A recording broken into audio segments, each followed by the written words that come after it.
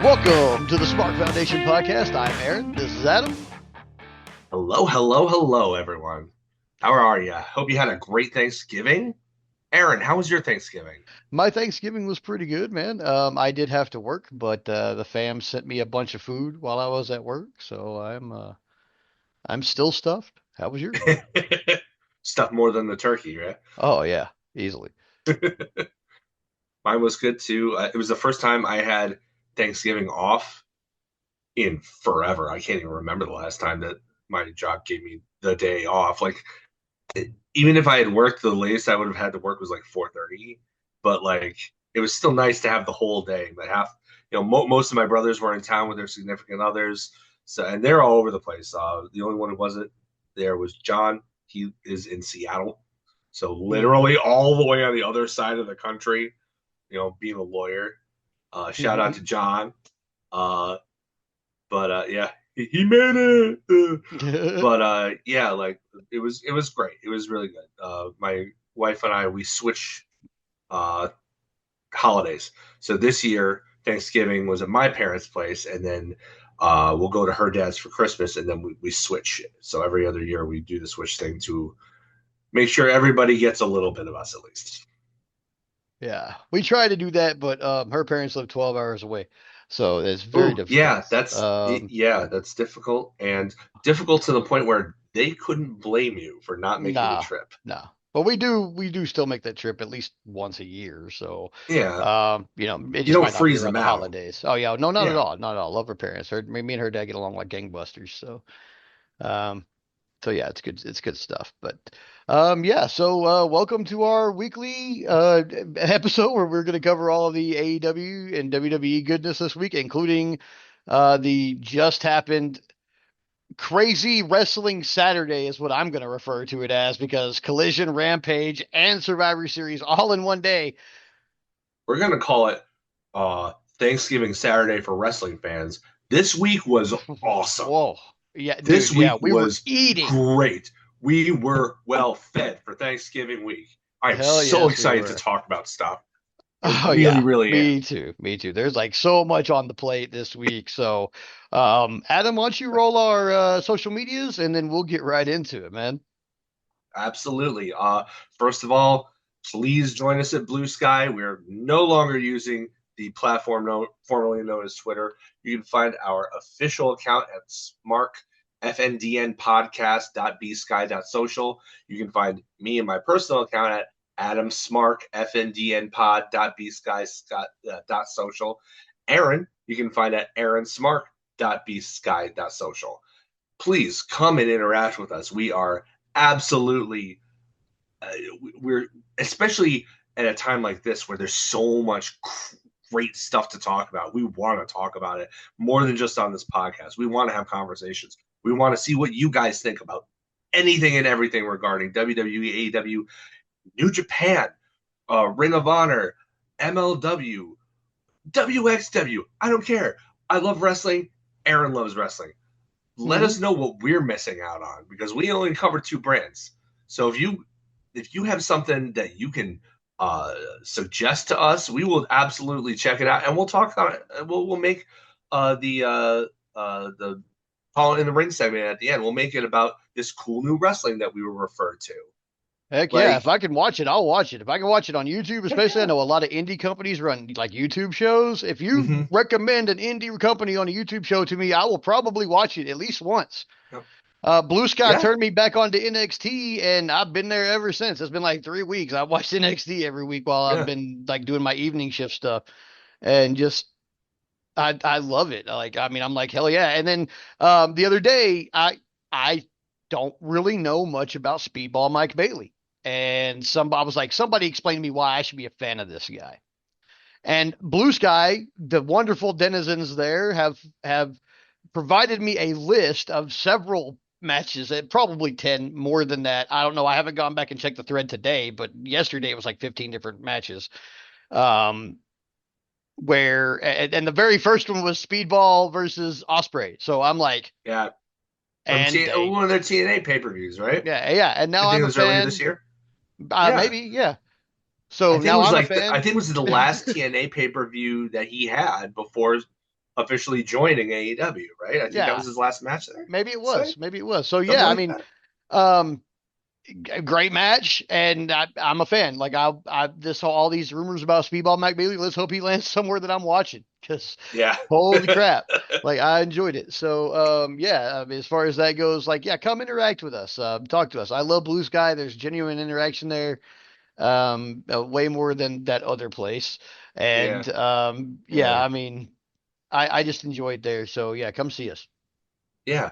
As far as where you can listen to us, clearly you're already listening to us, so you know at least one way to find us. But if you're looking for other avenues, we're on Spotify, we're on Pandora, we're on nearly every podcast streaming service you can find except Apple. We're still having issues there. And we probably will for a little while at least. But you can find us on YouTube at youtube.com/at Smark Foundation Podcast. And if you want to support us a little bit financially, keep the lights on a little bit, we do have a shop at smarkfoundationpodcast.printful.me. You can get a hoodie, you can get a mug, you can get a different hoodie with a zipper, or you can get a t-shirt. They're all reasonably priced. Has the logo that I drew up and was colored by Aaron and made a little bit prettier by Aaron. So it was a collaborative effort. We really enjoyed just honestly just get a kick out of somebody having our swag. Really, it'd be kind of neat. And yeah, Always. if you want to go to our podcast direct home, it is rss.com/podcasts/Smart Foundation with the additional slash on there at the end. I don't know why they do that. It's tech language that I don't understand, but it's there. And I'm sure if you don't put that last slash on there, it will lead you there anyway. So Yes. that's where you can find us. Like yeah, well, so that let's that our intros are done. So let's get into the lockup. So that's our raw review for this week. Okay, so forgive me, anybody that's been listening to the last couple weeks, as my expectant self has been talking about the Survivor Series as if it was 4 weeks away, when in reality it was two, and me being dumb and thinking, man, all these builds are super fast. Why? This is why. Because Survivor Series is this week, which when I tuned into Raw, they were like, hey, Saturday is Survivor Series. I was like, oops. Oh Okay. yeah. Okay. So correction on my part. But here we go, full bore into go homes for, Forgive us, we for are middle-aged Survivor men. Series. Yes. Forgive me. I'm middle aged. So yeah. So Raw, little bit to like, a little bit to dislike. It was a good show this week altogether. So we'll just go through it all here, or at least the good parts, and a little bit of what I didn't like. Gunther had a promo. We're still going through this, like Gunther is insecure thing with Damian Priest. They're building. They finally tell us we're going to get a match between Damian Priest and Gunther at Survivor Series. So I think they told us that last week. So now they're just kind of promo offing.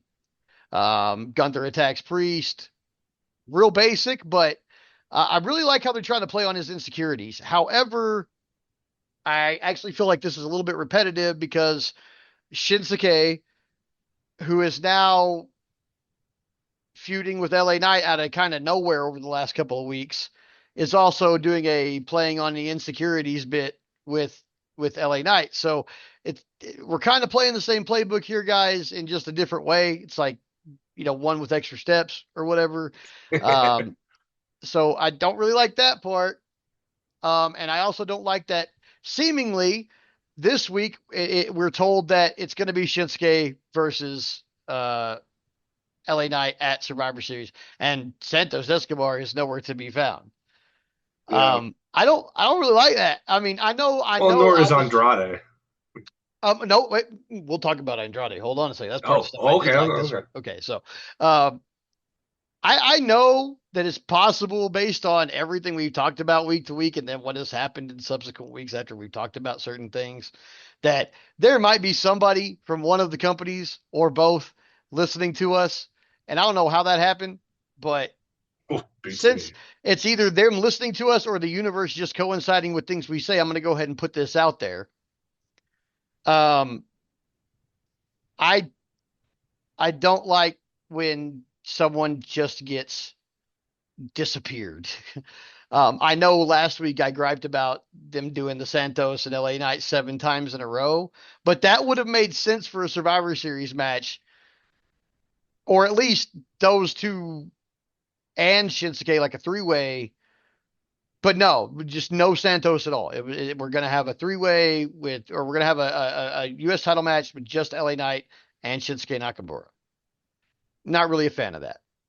But not the match itself, just where's Santos Escobar? Yeah. Um, so that out of the way. Um, Dragon Lee and Rey Mysterio versus American Made, really good workable tag team match. Hmm. Um, but nothing spectacular. I mean, it was about what I expected. They had a great Yeah. match, but we're not like, I kind of feel like it's where here's where the dichotomy is. Here's where the split is between the wrestling companies. WWE is where you go to get your really compelling television storylines. AEW is where you go to get your really compelling wrestling and pay-per-views. One company is way better at doing produced television segments, and one company is way better at doing wrestling. So the matches on a week to week Raw or SmackDown are largely forgettable. But that's not to detract from these people. That's just to say, like, WWE's matches are really memorable when we get to the pay per views, and they're really good Yeah. at building stories. And unfortunately, if you're like American Maiden and Rey Mysterio and Dragon Lee, right now there's not really much of a story going on with either of those guys, with either of the factions that they're involved in. I mean, there's kind of things going on, but it's really not a lot. They're not really at the forefront, which at WWE equals kind of just happening, kind of just there. Um, and so, since these two aren't involved in a storyline that can be forwarded by the match is kind of inconsequential. But it was a good match. And I mean, not one I'm going to be like, hey, go seek it out, but it was a good match. I wasn't like, man, why'd they have this snoozer on TV? No, it was good. These guys are all Yeah. four very capable wrestlers. It's just there was no real story that we're gonna be putting forward here. If we get an LFO, or Latino World Order, or LWO. LWF, if we get a LWO versus Chad Gable and American Made thing, okay, cool. That'd be cool. But let's roll more into this. Yeah, Let's get into it. it's a difficult line to walk because on the one hand, the conceit, you want there to be something extracurricular to the match to hook you, Hmm. especially in WWE where that's kind of expected. Aside from like squash matches and stuff. On the other hand, the conceit of kayfabe that you buy into of your own volition Hmm. is that this is a company where people wrestle. And sometimes they just wrestle whoever's put in front of them without any reason Yeah. because it's their job. Yeah. So you kind of have to ride the line. Like there, honestly, I feel like there should be just random matches every now and then, just for their sole entertainment purposes alone. Because especially like that's how people like Mortos get over. Like Yeah. he didn't have a story. He was just on TV all the time, Hmm. generally doing the job. But like he that's how people get over sometimes is that you just put them in front of people and they do their thing and Hmm. they get so I don't necessarily feel like it's a bad thing, but it's easier to do when the Raw is 3 hours, Yeah. when you have Yeah. the extra time.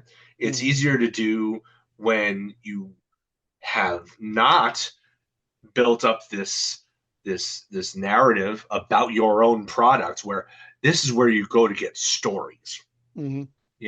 Like that's the line in the sand that the toxic WWE fans like, well, where's the story? It's like, okay, well, all right, well then everything that happens on WWE better have a story to it other Hmm. than what's going on in the match, because otherwise you're just, you know, blowing smoke up your own butt. Yeah. Like, Yeah. Now what I said earlier was not to say like that the company, like WWE has no, some no, very good no. wrestling and AEW has some very good stories. Yeah, But I mean, I we only just bring it up to to say that that is a You know, difficult tightrope to walk is all. yeah, it It's like, is. It and is. I don't know where the line is. I don't It book is. things. I've Mm-mm. never been in No. that position, so I can only tell how difficult it is from a second slash third person perspective. So Right. inside that circle, that booking circle, it must be really difficult to find Hmm. where that line is, and you're not always going to succeed, and that you Right. just have to kind of accept that people are not perfect. Hmm. It's just not going to happen. Yeah. So after that, we had like Naomi and Bianca and Io Sky talking about who's going to be their new fifth member. Jade got taken out last week, so they're looking for a new fifth member. I mean, it's kind of been telegraphed that it's going to be Bailey. So let's see. You know, um, then we had Braun Breaker versus Ludwig Kaiser for the Intercontinental Championship. This got set up last week. Really good match, but it kind of ended in a scrum between the two of them and Sheamus.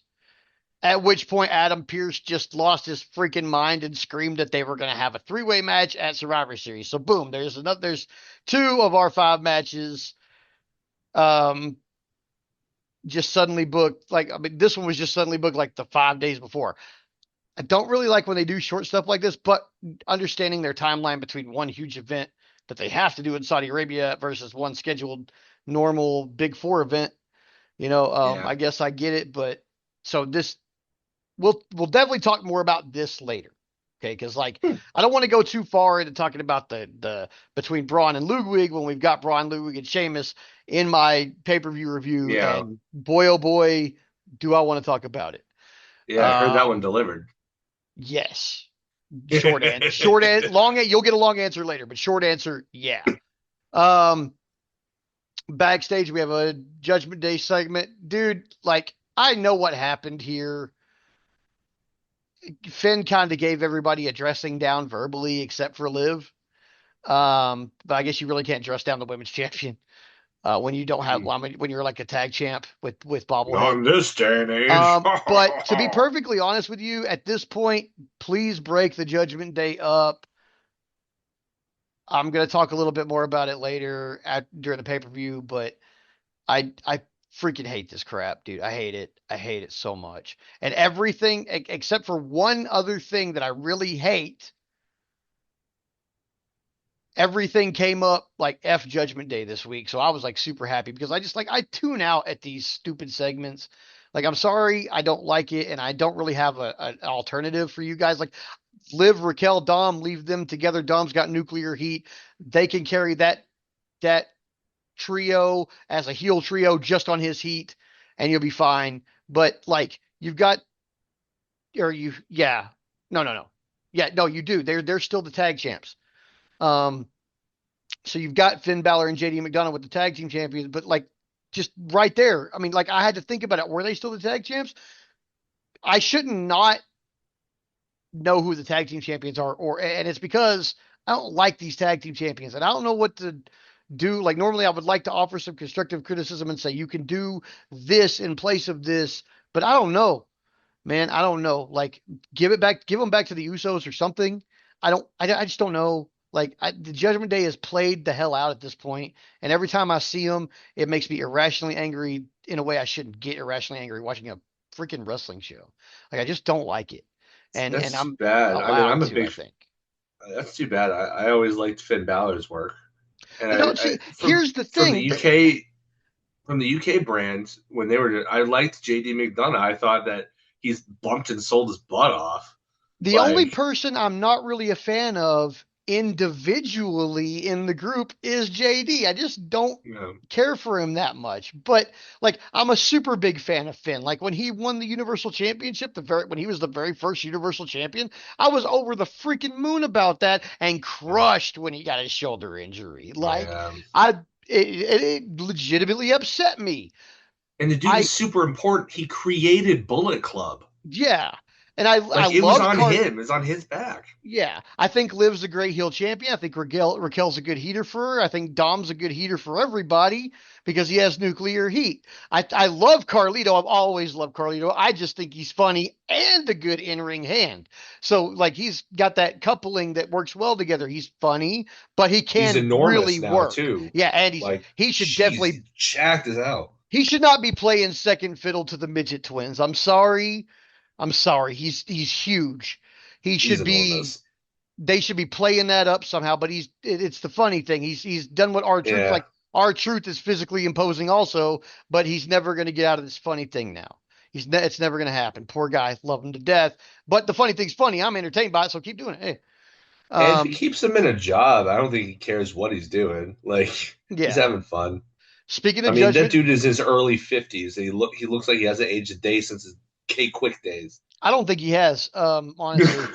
I But think he found so the fountain of youth.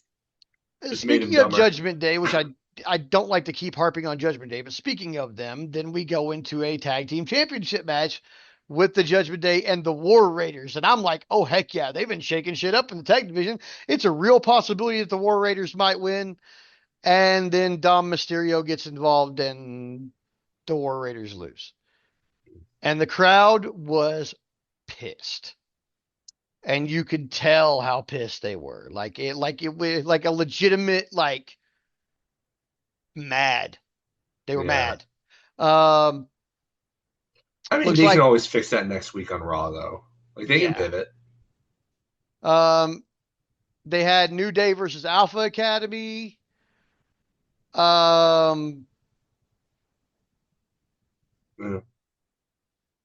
Kingston and Woods are it. They've blown. They've blown. Alpha Academy beat New Day.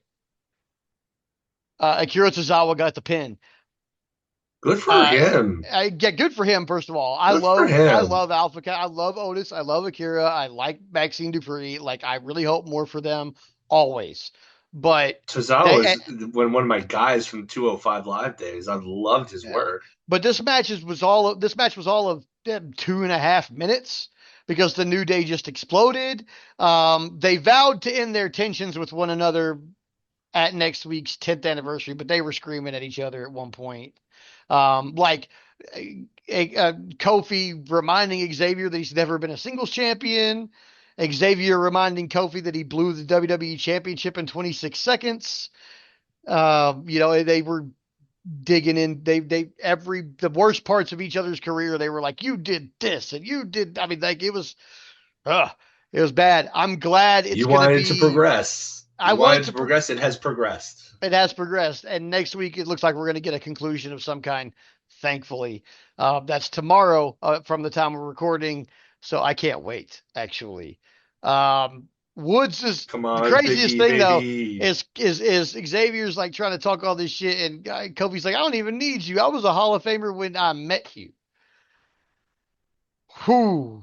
Like crazy. So then we had the War Games Advantage match between Bianca and Nia. It was really good. But Bailey showed up and cost Nia the match. So, and Bianca was like, because they had their problems in the past, but I guess it's Bailey trying to be like, hey, I'm nice or whatever. Um, so then Miz and Final Testament come in after that, and they find that Scarlett's been attacked by Nikki Cross. So they're kind of forwarding the Wyatt thing, but that's pretty much all we got all week for the Wyatts. Uh, spoiler for SmackDown and the pay per view. That's all we got all week for the Wyatts. All right. Um, then we had kind of a clip. We had a kind of a clip towards the end of the show where Adam Pearce unveiled the women's intercontinental championship, and we're going to So, have a okay. tournament that starts tomorrow to determine the women's intercontinental champion. See, that's good though, because we were talking about how it was weird that they had the United States title that was going to go across both brands. So at least now they're linked to the championship that's on the brand that they're on. So Yeah. I see that as a good thing, and also that's more gold for women to go for. Yeah. It Yeah. also throws into the air, once again, what a Grand Slam champion. So we'll see. And then just another thing I kind of liked. We had like a really short kind of segment where they talked about how they weren't sure how Roman Reigns and Punk were going to work together. So Roman Reigns and CM Punk were going to have a face-to-face sit down on SmackDown, which means I'm tuning in, even if I wasn't reviewing the show. I mean, So that's the goal, right? that's the goal. That's the goal. So overall, Raw was pretty good. Um, they I don't really like the quick booking, but I understand it because of the time frame.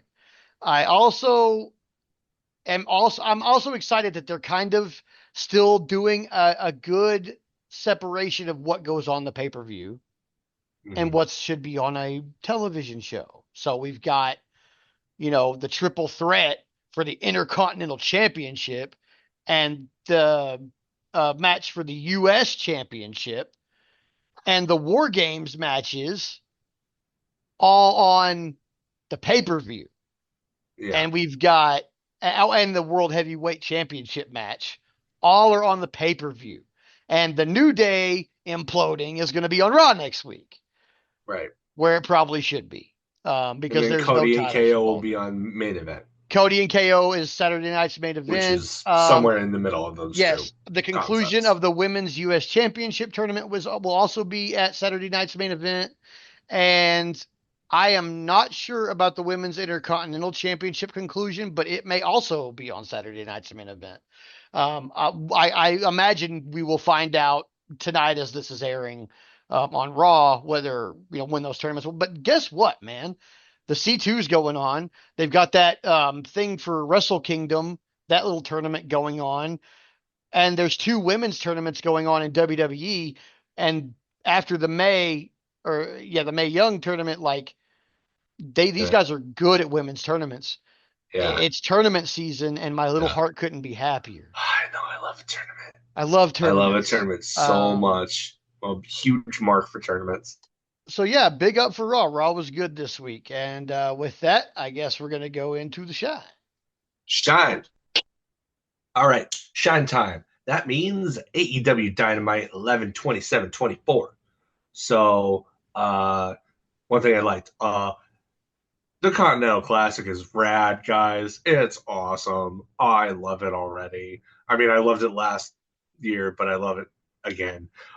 Shelton Benjamin versus Mark Briscoe opened up the tournament. Before the match actually starts, MVP comes out with Shelton and with Bobby Lashley, cuts a promo on the ring, hyping his guys, doing what so many wrestlers don't do. They kind of lean on the fourth wall a little bit and laying it out on the line. We're here to win championships, and that gives us leverage so that we can make more money down the line. It's like, oh, yes, hurt business. Their business is hurting people. Yeah, I love it. With that hype promo, you pretty much knew who was winning going into this. You know, they don't usually do that kind of a promo without the guy that's focusing on winning, or they without them. You don't do that without that guy winning, unless it's like a whole storyline point, but that's rare. Yeah, So it was a little easy to guess the outcome, but I tell you what, Mark Briscoe did not look like a chump in this match at all. Uh, no, no, uh, you know. So Briscoe actually at one point hits a froggy bow about midway through the match, but he can't cover because Shelty's been working his ribs over for like the entire match. So he couldn't roll over and capitalize on it. He actually tries a second one a bit later, but Shelton gets his knees up, further damages the ribs. You know, psychology. Um, he followed that up with just this scary looking German suplex, landed way high up on his neck. I yeah, was I was really scared when Shelty picked him up for a second one, but at least that one was a little bit more normal.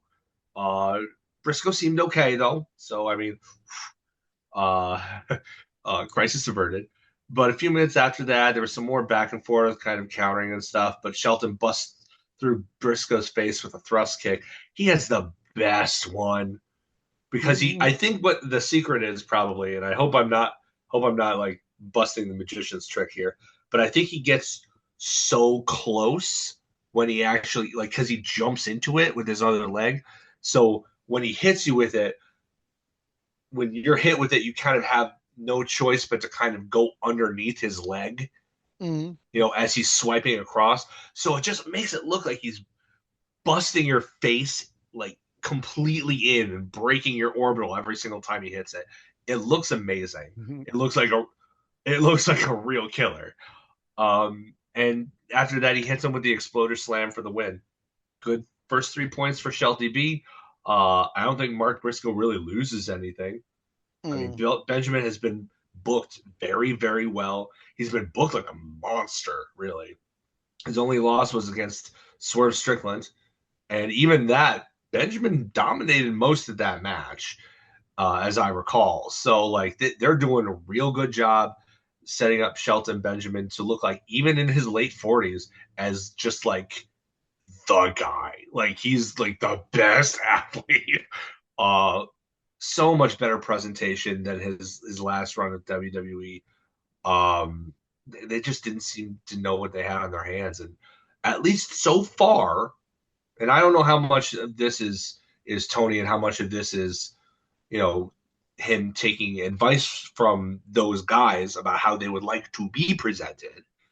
But so far, if you're going to give, anybody credit for it, Tony Khan has booked these guys so well.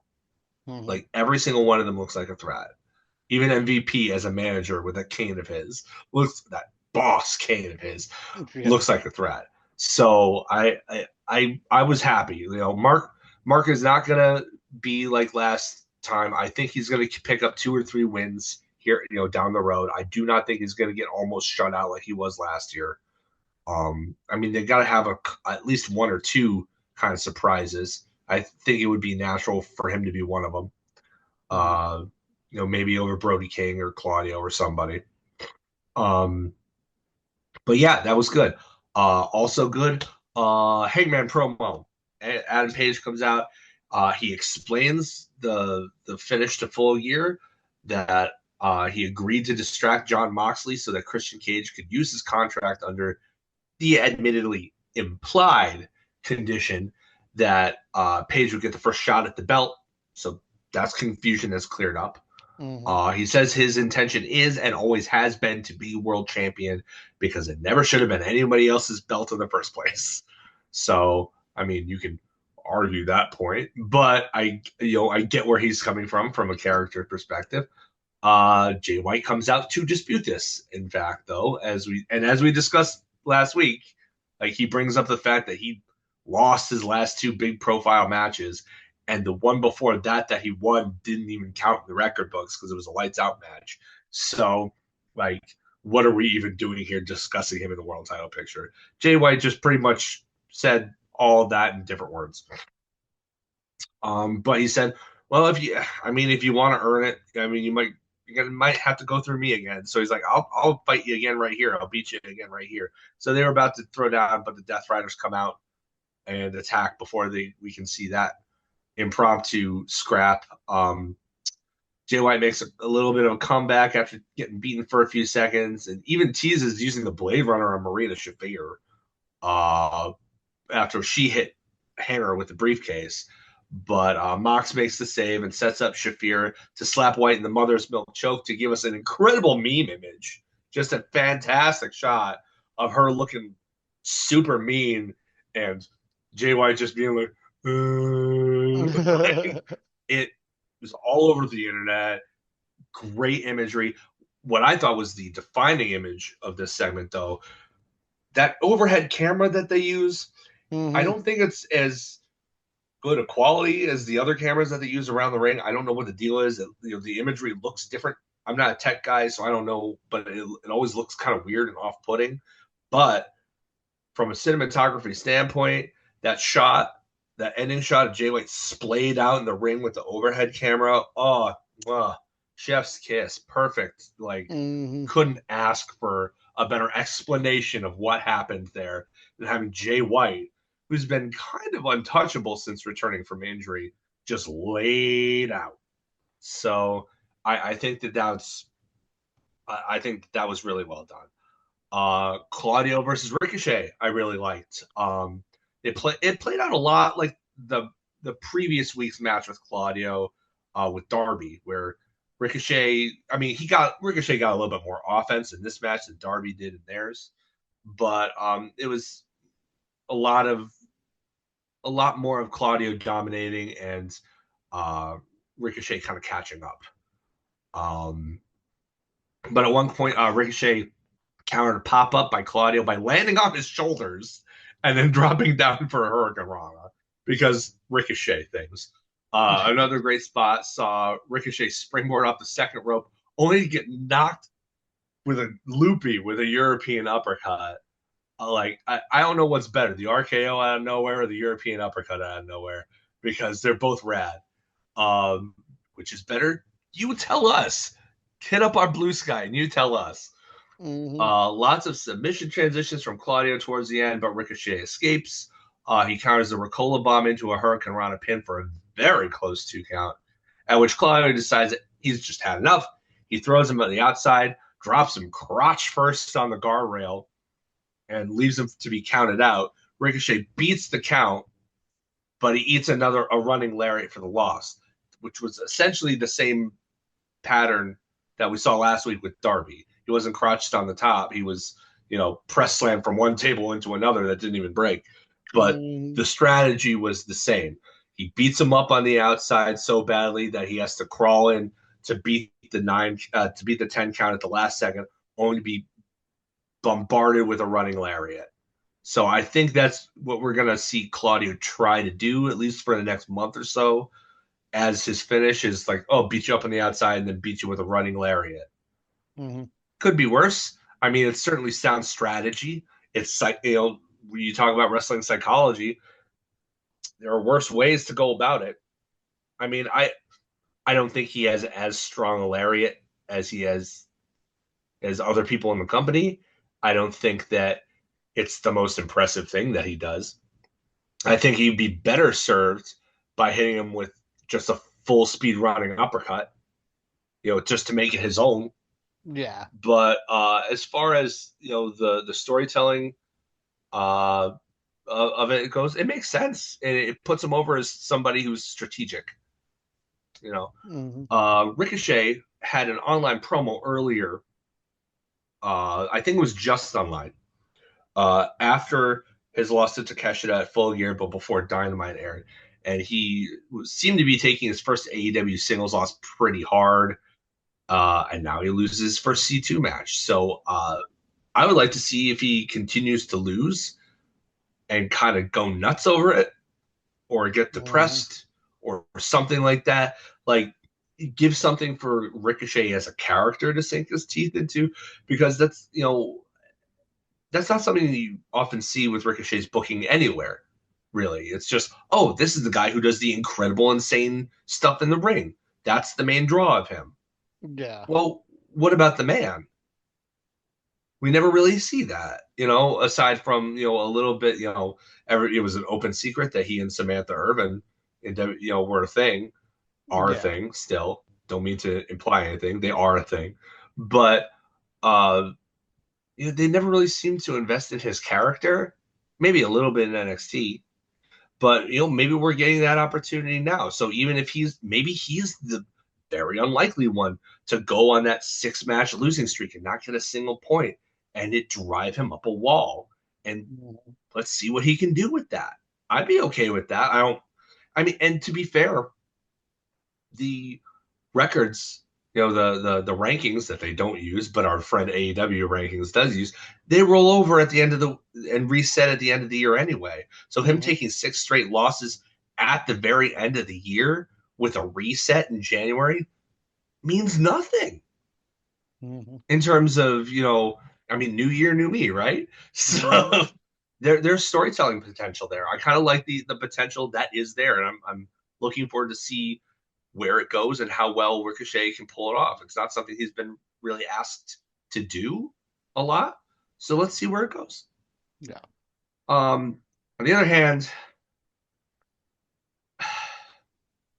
I've been wanting to give it the benefit of the doubt, but I'm getting kind of tired of this Adam Cole, MJF stuff. Like,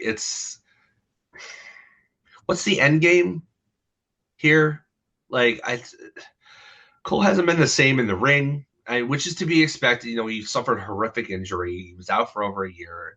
I am still more forgiving of that, but like, you know, when he's asked for reasoning on the mic for why he's doing what he's doing, his defenses have been kind of questionable at best. Um, and to be fair, this is coming from a guy who, during MJF's title run, where he miraculously turned babyface because the crowd just, eventually a smart crowd is going to always reward talent, no matter whether that talent is as a babyface or as a heel. I get that. That's been from time immemorial in wrestling. If he entertains you, if they entertain you, you're going to start cheering for him regardless of what they're doing. I Mm-hmm. understand that. I get that. That being said, I was always the guy complaining, our scumbag? Excuse you, Mm-hmm. I don't want a scumbag.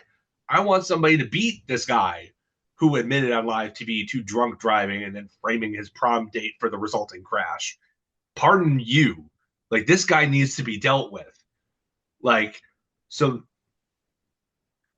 this coming from me who has that standpoint, I'm like, you need a better rationale for what you did, Adam. You did. Like, I'm Mm-hmm. sorry. Like, just saying, oh, we got him before he was going to get us. I mean, yeah, I guess, but that really only works if you don't wind up looking like an idiot in the end. And you're kind of looking like an idiot right now because Mm-hmm. even Kyle O'Reilly is like, just let it go, man. Just let it go. And nobody wants to let it go, which leads to the Dynamite Diamond Battle Royal. It might show some promise of Cole or O'Reilly win to finally get that stupid ring off Max that he's had for 5 years. Mm-hmm. But more than likely, they'll just fight with each other, wind up both being eliminated by the eventual winner, who will not go on to beat MJF for that diamond. So can we just skip to Act 3 of this, where MJF does something so egregious that the finally gets the crowd back behind Cole, so that they're finally into the match when Cole wins? Mm-hmm. Because it is, I'm just tired. Like, this is the match with Roddy and MJF was great. I liked the match and everything like that, but like, this whole thing, like, ugh, come on, what are we waiting for? Just pull the trigger already. Mm-hmm. That being said, Matt, the show ended with Darby Allin versus Brody King, which is a lot shorter than their previous matches, as Darby was selling his self-inflicted car crash injuries. Like, his entire body was taped up. It was Yeah. hilarious. Yeah. It was He was like, more taped oh. than man.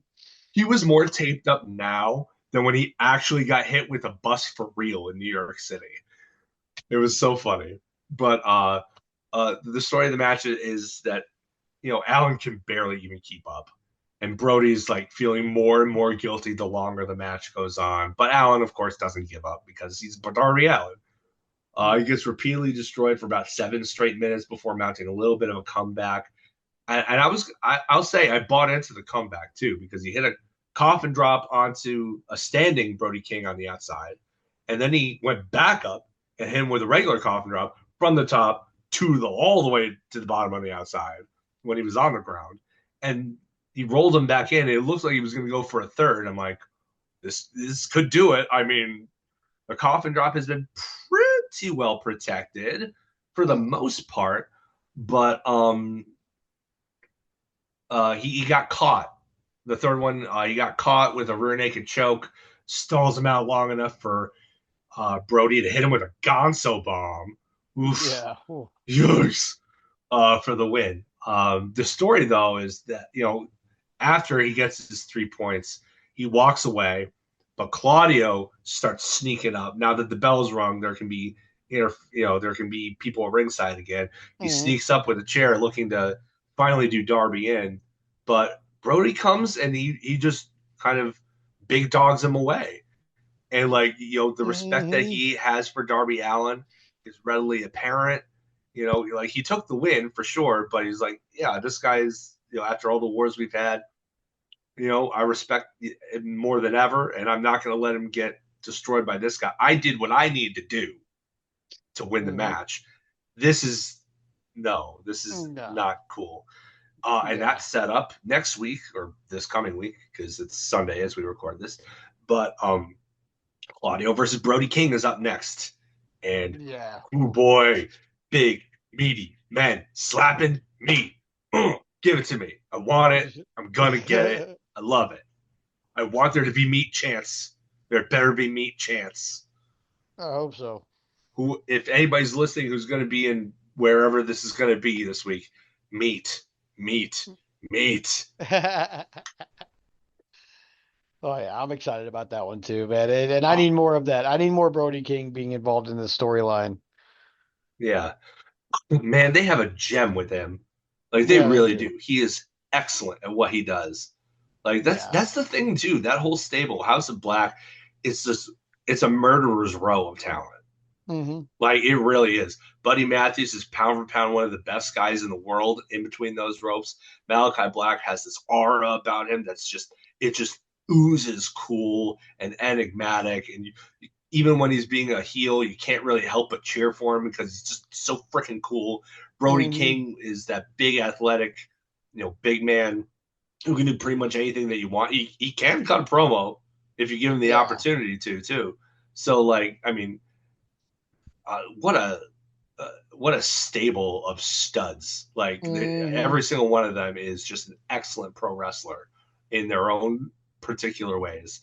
Um, I'd like to see them eventually be the one to dethrone the Death Riders for the trios title. I think that would be. I think they need another proper run with it, Hmm. and I think no other established trio in AEW would be nearly as believable as being able to pull it off. Those are the guys. Those are the guys, right? Yeah. They're the guys. Yeah. So, yeah,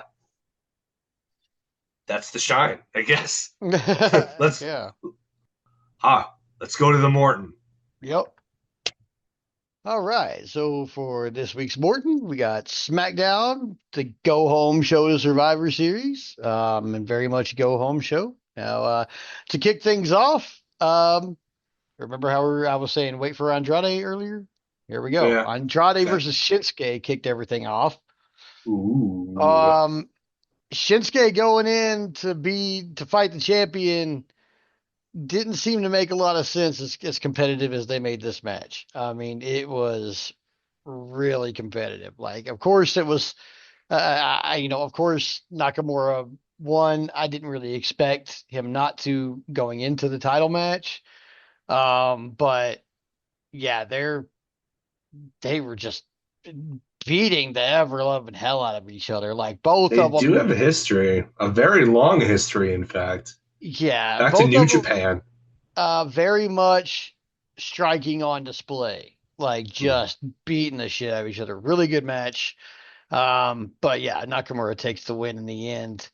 Really dug that. And then last week on SmackDown, after Cody confronted Kevin Owens, he went backstage and Carmelo Hayes was kind of talking some shit.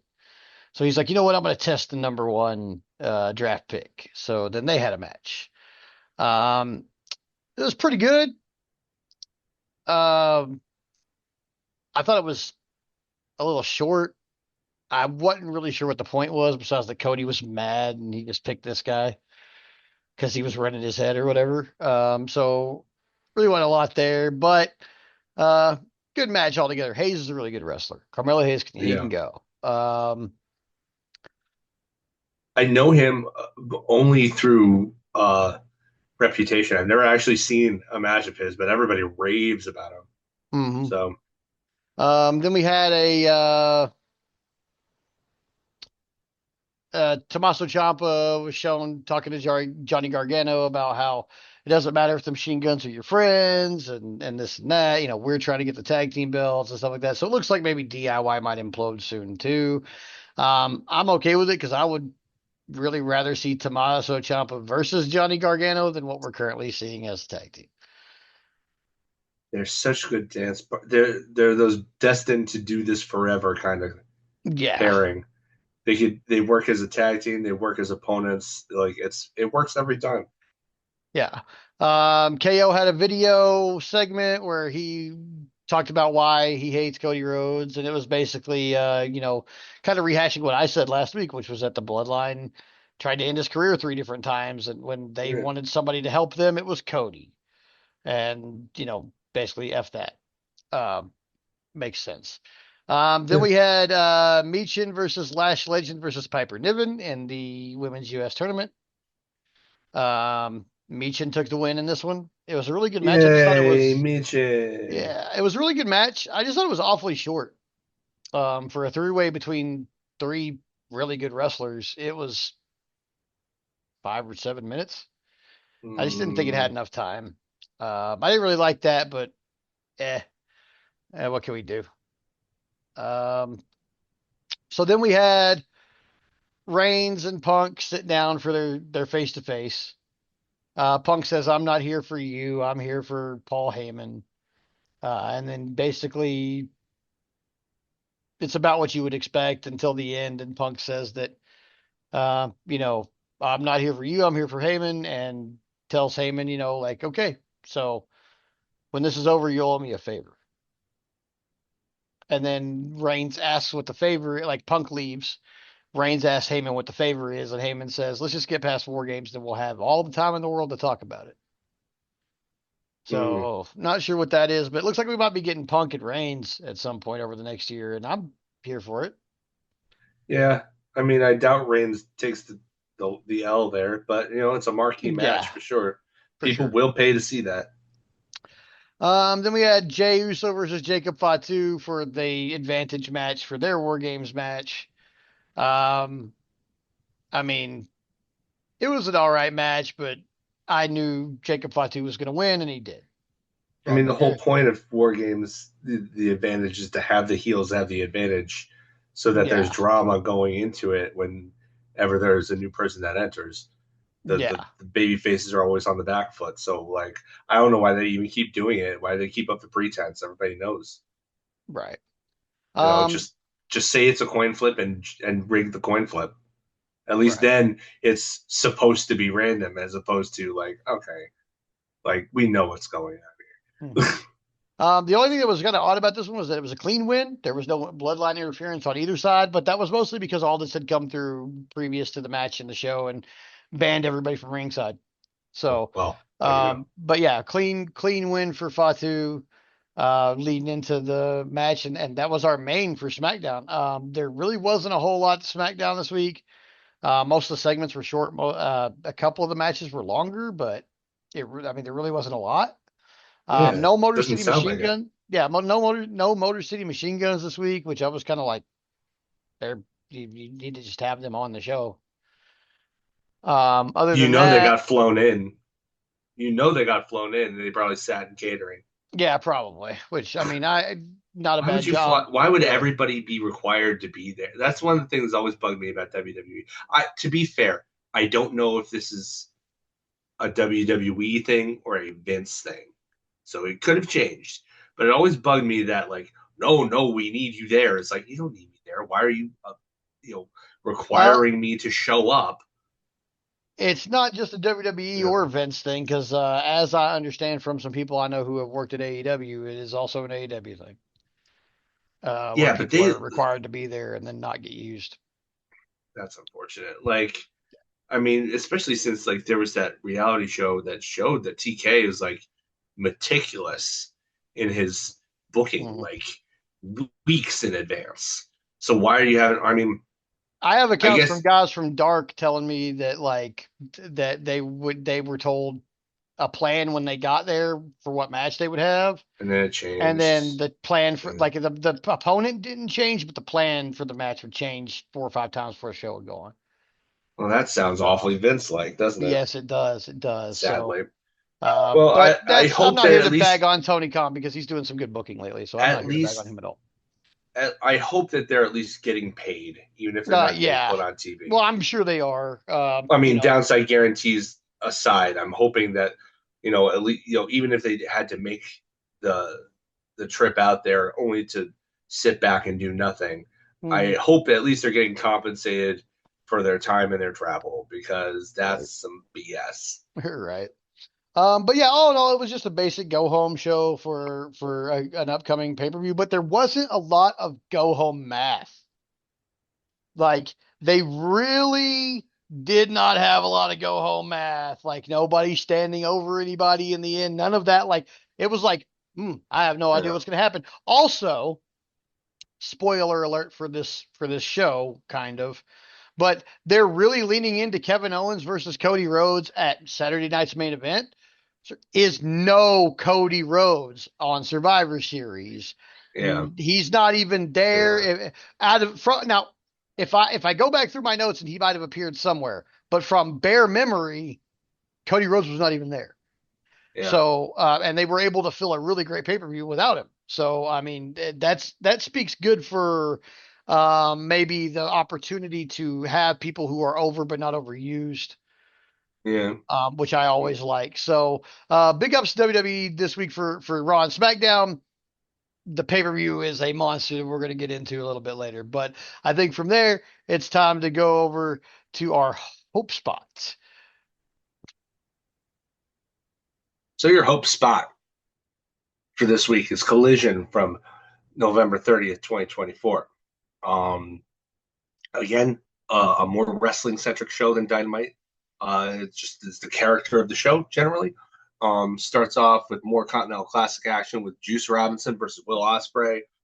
Not gonna lie, the addition of Robinson in the tournament kind of seemed a little weird to me, given where he is on kind of the pecking order and where most of the other guys in the tournament are on the pecking order. He seems to be the kind of guy that would be. He's the one who's taking a pin for literally everybody else. But honestly, he and Osprey have surprisingly good chemistry, I thought. Though this is Will Osprey we're talking about, so I mean, take that with however much salt you want. I really love Uh, Juice Robinson, and I think he's a I want great to see him character. wrestle everybody, so I love this. Yeah, no, I mean, I like him, but like that manic, chaotic energy. But I like him more as a character than I do as like in between the ropes guy. Um, that said, like he pulled out a lot of his best stuff here that I've never seen before. Like he had a draping DDT to the floor, a really deep overhook Boston Crab, where he's basically sitting on Osprey's head while grabbing where his thighs begin, as opposed to grabbing him by the ankles. Mhm. And then, honestly, even before that, he hit the first proper rude awakening neckbreaker that I've seen in over a decade. Like, I mean, that's Osprey for you. He'll take those dangerous neck bumps if he wants. Um, but yeah, like despite all that, there was no way Osprey was gonna lose. Mm. Like he's Will Osprey. No matter how taped up he was and how much he was selling the damage to his shoulders and arms, and they were taped up, like there was no way he was winning. They're losing this match. So Juice had countered and Oscar previously, but the Hidden Blade does him in eventually when Osprey hits his comeback. So he gets that comeback or win that he needs after the loss to Fletcher to kind of build himself back up. Um, Unfortunately, I read later on that Juice had somehow, I don't know if it was in this match or not, but he got injured. He was seen in North Carolina's WrestleCade convention using crutches this weekend. So I don't know how they're going to handle that. They could do it a couple of different ways, in my estimation. I know from doing a tiny bit of research that when this kind of things happens in the G1, they don't replace the guy and they just give everybody else in that bracket 3 points as if they beat them. And then they just go on without that extra step in the tournament. I don't know if Tony Khan wants to do that or if he want to replace that spot and just with the idea that okay, well, if you want the spot, you're going to have to eat that 0 points that Juice absorbed in his first match. You could do that way. Um, I like there are several guys that I could see in that spot if they were to replace it. Hook is one. Um, Although I mean he's still kind of tied up with with the patriarchy and stuff. I'd like to see him in this environment, see how well he does. He could Mm-hmm. be Daniel Garcia is in this tournament, but he could be this year's Daniel Garcia, that kind of thing. Put the young kid in there that's probably less experienced than everybody else and see how he holds up.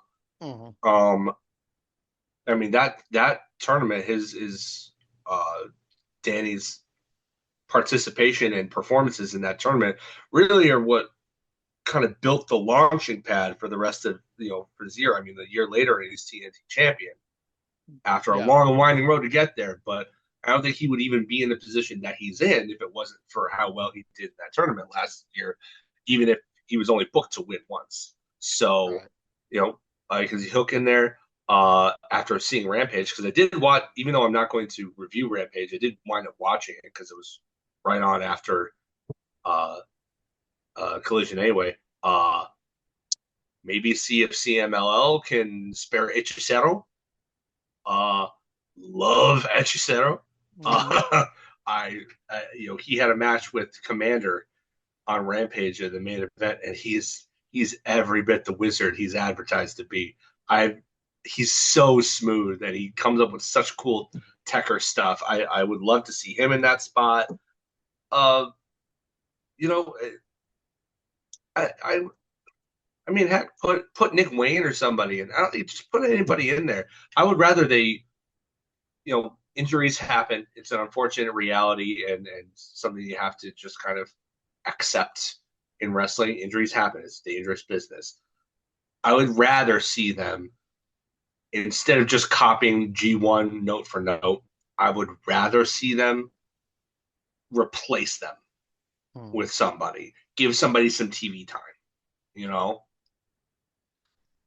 that's just me. We'll see what they do. I mean, I'm sure they'll address it at some point before Dynamite on a platform that hardly anybody sees because that's what AEW's real biggest problem is getting the word out effectively. So, um, but yeah, Kyle Fletcher and the Beast Morthos. Like, Oh, I mean, how could this not be great? Like, it's Kyle Fletcher coming off, a string of good performances, but a career-defining performance against Ospreay last week in Full Gear. And we stand the Beast Mortos here on this podcast. yes, we do. This could not have been anything but wonderful, and it was wonderful. The crowd, by the way, was very behind Mortos in this. I want to put that out there. Even Don Callis on commentary mentioned it. Though I will say, it kind of bugs me that the whole thing about the Continental Classic is that nobody's to be ringside. You know what is at ringside? The commentary table is at Mm-hmm. ringside. Yeah. Why is Don Callis allowed there? Why is Daddy Magic allowed to call Danny Garcia's matches? Like, I get what they add to their matches. I'm not necessarily opposed to that. But when you say ringside, you should say and mean ringside. Those two Yeah. should not be there. Should Yeah. not be there. What, you're just going to trust Don Callis to stay in his seat? Really? Really? To quote the Miz, really? No, I mean, it what I would like to see is that lesson be learned, demonstrated as part of the story. Like, oh, Don Callis, oh, I guess we, have him actually interfere behind the referee's back and have Tony Khan say, hey, look, this was when I said, made the exception for people to be on commentary, the exception to the ringside rule. It was with the idea that you would stay there and you broke the trust. So, Mm-hmm. no, you're in the back too. Maybe they do it that way. And Yeah. I would be okay with that if this was all to set that up. It's not going to happen. Let's be real. They're just going to, but I don't know. The pedant in me, which is very prevalent, clearly, um, just doesn't like that wording. If you say everybody needs to be banned from ringside, ban them from the entire ringside area. Okay, just keep it what you said it was. But as far as the match is concerned, I love that Mortos keeps showing us weird stuff. Like there was this flipping overhead DDT that he did as a counter to a back body drop That was insane. He got up on the top rope and then dove over Fletcher's shoulder and hooked him with a crucifix driver. Like the whole match was like this. It was insane. Back and forth, nonstop stuff. Fletcher, unsurprisingly, picks up the victory after running the boot in the corner. Didn't hit him with the corner brainbuster though. I'm wondering if maybe he thought that he couldn't do it because of how Mortos is built. Like they always put over, oh, Mortos is such a big guy, and he is for his size, but he's only what 5'11". Mm. Like he's not a tall dude. He's big for his size, but he's not like a giant. So I'm wondering if maybe he was thinking he was too compact that he couldn't hold him up there long enough, or Mm. something like that on the ropes, which are not level. Whereas he could do it in the center of the ring where it was, or more or less. So he just hits him with the stalling brainbuster in the center of the ring. 1, 2, 3. Uh, Given his card positioning, Mortos is probably going to be picking up a lot of losses in this tournament.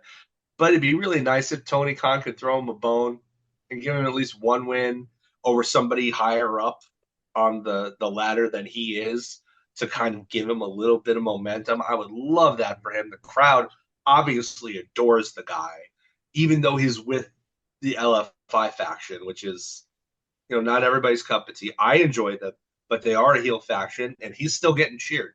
So Mm. I don't know. I think that it would be great if you could throw him a bone and give him an unexpected win in this tournament. Yeah. Um, Adam Page versus Wheeler Yuta was really good too. It was weird how good it was given the odd heel dynamic that they walked into it with. Mm. I think it was offset though by more fans getting behind Page a little bit by a little bit over the course of several weeks, and the commentary team seemingly preferring to kind of paint Wheeler Yuta as the lesser evil. Like they didn't really talk crap about Page in this match like they normally do. They just kind of ragged on Wheeler the whole time. Mm. So I don't know if that's going to continue, or if they're just going, if they're going to lay off and like slowly turn Page back to what most people would consider a babyface role. Uh, he's still a babyface to me, damn it. Uh, but or if it was just to put over Death Riders as the ultimate villains of AEW right now. But it did help, that this could have very easily been the heel match where the commentators didn't have anything to say because they were both supposed to both be against both guys. Mm. Like this guy's a jerk, this guy's a jerk. What do we talk about? How they're both jerks? Like that Mm. that slows down them and really takes away from the enjoyment of the match from a viewer perspective. People in the arena don't care. They don't hear the commentators, but we do. Yeah. So I don't know. And as far as the match goes, Page was still selling the leg. Uh, Mm. Good for him. It allows Yuta to be in control of much more of the match than he probably would have been expected to be in control of. Mm. Towards the end, though, the rest of the Death Riders appear in the crowd as Page is kind of making a comeback. They just observe. They don't even interfere when Page wins. They don't even come down to help their guy. They're just kind of non-committal, I guess. And this, like, Page doesn't really know how to take it, so he gets out a chair and he threatens to do the same thing to Wheeler Yuta that they did to Chuck Taylor and Pillmanize him on the neck. Given his character, I'm not really sure if he would be willing to do it because it's just Wheeler Yuta. He'd be willing to do that to Moxley. I don't know if he'd be willing to do it to Wheeler Yuta, Mm. but he did at least bluff it, which brought Jay White out for some reason. Like maybe just because Page is, his arch nemesis or whatever. Mm. But because he picks up Wheeler Yuta after chasing Page off with his own chair and gives the Blade Runner to Wheeler Yuta again to indifference from the Death Riders. I would say poor Wheeler, but I mean he's a big boy. He made his own decision, and he's living with these jerks who don't care about him. I saw somebody on Blue Sky um, refer to it as Wheeler Yuta is going through his middle school phase where he has a bunch of friends that hate him and he doesn't realize it. And yeah, it's kind of like that. Um, if I had one thing to kind of rag on uh, through this for this show, it's gonna kill me. It's gonna kill me. I hate to say anything bad about it, but the Outrunners versus the Iron Savages was pointless. It was point. I know. It's the Outrunners. I know. I love those guys, but I love the Outrunners. I really don't like the Iron Savages. you know what I did love about this match though was Hmm. their entrance because they tweaked their entrance to make it look like it was being a 1980s VHS tape. Yeah, I Like I love that. loved that, adored that, love it. And I feel like this was maybe they put them on TV simply to showcase the new entrants. I don't know because this match was short and was pointless. And this time could have been either given to lengthen the Layla Gray Mina Shirakawa match or give to two other women. Like, Hmm. so it just feeds into the problem of not having as much women's content as they should have either. Like, I love the Outrunners. I love the FTR and them doing the prayer handshake afterwards. I'm into all that stuff, but it's like there was no point to this Yeah, when you have an ongoing criticism of how the women's division, how it's not getting enough attention, and you had an opportunity to address that again here, and it fell through. yeah. For an act that people like, the Outrunners are over, but like, you know, I don't know if this was the wisest choice of time, Hmm. you know. So if there was one thing on the show that I didn't really care for all that much, it would be that. But then the main event happened, and Kazuchika Okada and Daniel Garcia had a banger.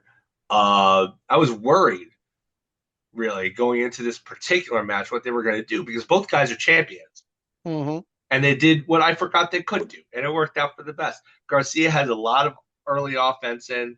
He wrestled with this huge chip on his shoulder against the greatest Japanese wrestling draw of the modern era. And Okada offers him his handshake for like beating him up a little bit and out wrestling him for the first 2 minutes or so. But he does like the Ric Flair thing where he takes it back and like slicks his hair back, and Hmm. Garcia just slaps him upside the head and just beats the crap out of him. And it did not go well for Okada. Garcia's all over him for like several Hmm. minutes until they take it outside, and Okada he's down in the corner of the barricade there, and he goes to Aubrey. He's like, "Oh, I'm hurt. You got to call this off." And so as she's turning around, he sneaks back up, gets the chair, and uh, jabs Garcia in the stomach with it. Makes his miraculous recovery as Aubrey turns around. Oh, it's all good. Oh, my shoulder. Oh, yeah, it's I popped it back into place. It's good now. Great heel stuff. Um, from there on, it was pretty much all Okada. He hit, it was just kind of an extended beatdown, kind of slow. The commentators uh, put it over as been like, well, this is just the first match of the tournament. And these tournaments, these round robin tournaments, you're fighting every week a different opponent with different strengths and everything, and it's grueling. And he's the one who's defending his title here too. So more than Hmm. anybody else, he probably feels the need to win this tournament. So he's taking it slow, to start so that he has the energy for the rest of the tournament, which I don't know if I buy that because these guys wrestle at it every week anyway. Hmm. But but at least they were trying to cover it. Yeah. That being said, he hits all of his stuff. He had him in the money clip at one point, and Garcia got out of it. Um, I like the money clip. Nobody else uses that submission hold, so I think it's pretty cool. Anytime he brings it out, Yeah. eventually he gets his moves to do, man. The body slam, the elbow drop, and he's going to go for the rainmaker as he stands over a prone Garcia. But so he's going to do the rainmaker pose, but instead he does the Garcia dance and brings the middle finger down to get him, Mhm. and it costs him. And Garcia wraps him up in an ankle lock. I loved that spot. It was great for Okada's character, who without the Bucks there, he has nobody to really play off of except his opponents. He's still cheeky. He's still, a silly heel to a degree, but he's very much, I mean, he's still dangerous in there. He showed that in this match. Mhm. So I think it's this great melding without the distraction of the Bucks that often happens. Um, he gets taken down eventually and locked into the Dragon Tamer. Just as Garcia's putting him in it, the ring announcer's like, "There's only a minute left." I'm like, "Oh, they're gonna go for a Oh, draw." yeah. I completely, I love this tournament, but I had completely forgotten about the draw possibility. And this was the way to do it. This protects both guys. Garcia, they go to the limit. It looks like Okada's going to tap, but he doesn't. Time expires. He offers him a handshake again and then flips him off as he goes for it, leaving Mhm. Garcia just looking like, really? After all that, you still don't respect me?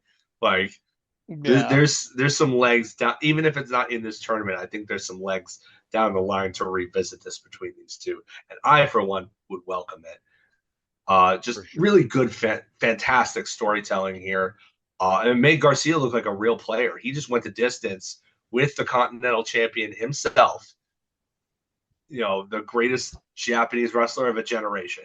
So, I mean, you could certainly do worse. Big, big ups for that. Yeah, it was a really good one. I enjoyed But yeah, I'm done talking now. It's it. I mean, at least for a little bit, it's time for the hot tag. Hot tag. All right. So for our hot tag All this right. week, we got War Games Survivor Series from WWE. I'm just going to go in kind of order of hotness, I guess. Okay. I didn't have anything I didn't like. The lull of the night was Gunther versus Damian Priest. Um, it was a good, serviceable match. It was really good, actually. The match itself was really good, but it ended when Finn Balor interfered.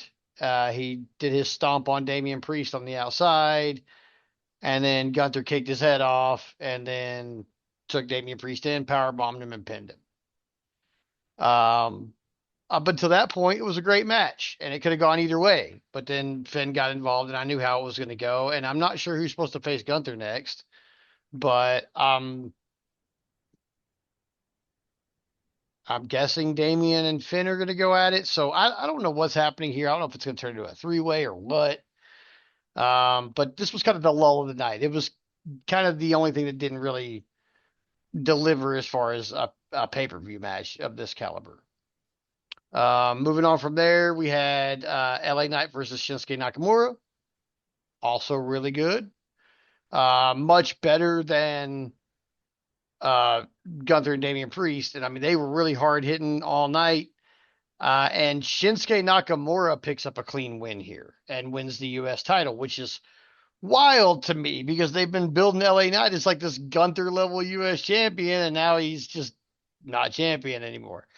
It's Um, especially weird coming off like the whole like best of seven series for the last challengers, and even they couldn't get it done, and then all of a sudden Shinsuke comes back out of from wherever he was, from the Twilight Zone or whatever, and all of a mhm, sudden he just knocks him off, no problem. yeah, Barely an inconvenience.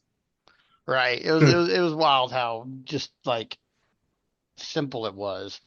So then after that we had Braun Breaker and Ludwig Kaiser and Sheamus in a triple threat for the Intercontinental title. This was a banger from front to back, man. These guys Yeah. went and went. And like it seemed like Braun and Sheamus, neither one of them wanted Ludwig involved. Every time he tried to get involved or get in the ring, basically, they just would punch him or something and push him out and then go to fighting after each other. So it was a really good match. Eventually, Braun Breaker went for a spear, but Sheamus hit the brogue kick and he went for the pin and Kaiser pulled him out and then wailed on him with the shillelagh for what seemed like a full minute and a half or two. Just was beating the brakes off him with that shillelagh. And there's pictures on social media of what Sheamus looks like after taking that shillelagh beating. It's gnarly. But then he gets back in the ring, or Braun Breaker uh, shit cans Ludwig again, gets Sheamus in the ring, spears him, pins him, and retains. So Braun Breaker's still the Intercontinental Champion. I like Braun as far as wrestling goes. Um, his promos are a lot like his uncle's, so I'm still not sure if I'm a fan of him or not. Which one? Oh, his uncle. Duh. Yeah. Duh. Uh, I mean, he did bring out Steiner math at one point. I know yeah. that. So, but with this was probably the best wrestling match of the night, bar none. I mean, they really did really well here. Um, Women's War Games. So we had Naomi, Bailey, Bianca Belair, Io Sky, and Rhea versus Liv Morgan, Raquel Rodriguez, Nia, and Candice LeRae and Tiffany Stratton. Um, Io Sky was in this match, so 100% she put a trash can on herself and did a moonsault off the top of the cage. I knew it was coming because when she did her entrance, she literally had a harness on, and attached to said harness was a trash can. Like she came out Yeah. to the ring I like mean, that, so we knew that shit was happening. yeah. Um, but while she was doing that onto one group of people, Tiffany Stratton was hitting a stereo swanton bomb on the other side off the top of the cage. So cool spot. The match itself, up all the entrances before War Games actually began, when everybody was in there, was kind of eh.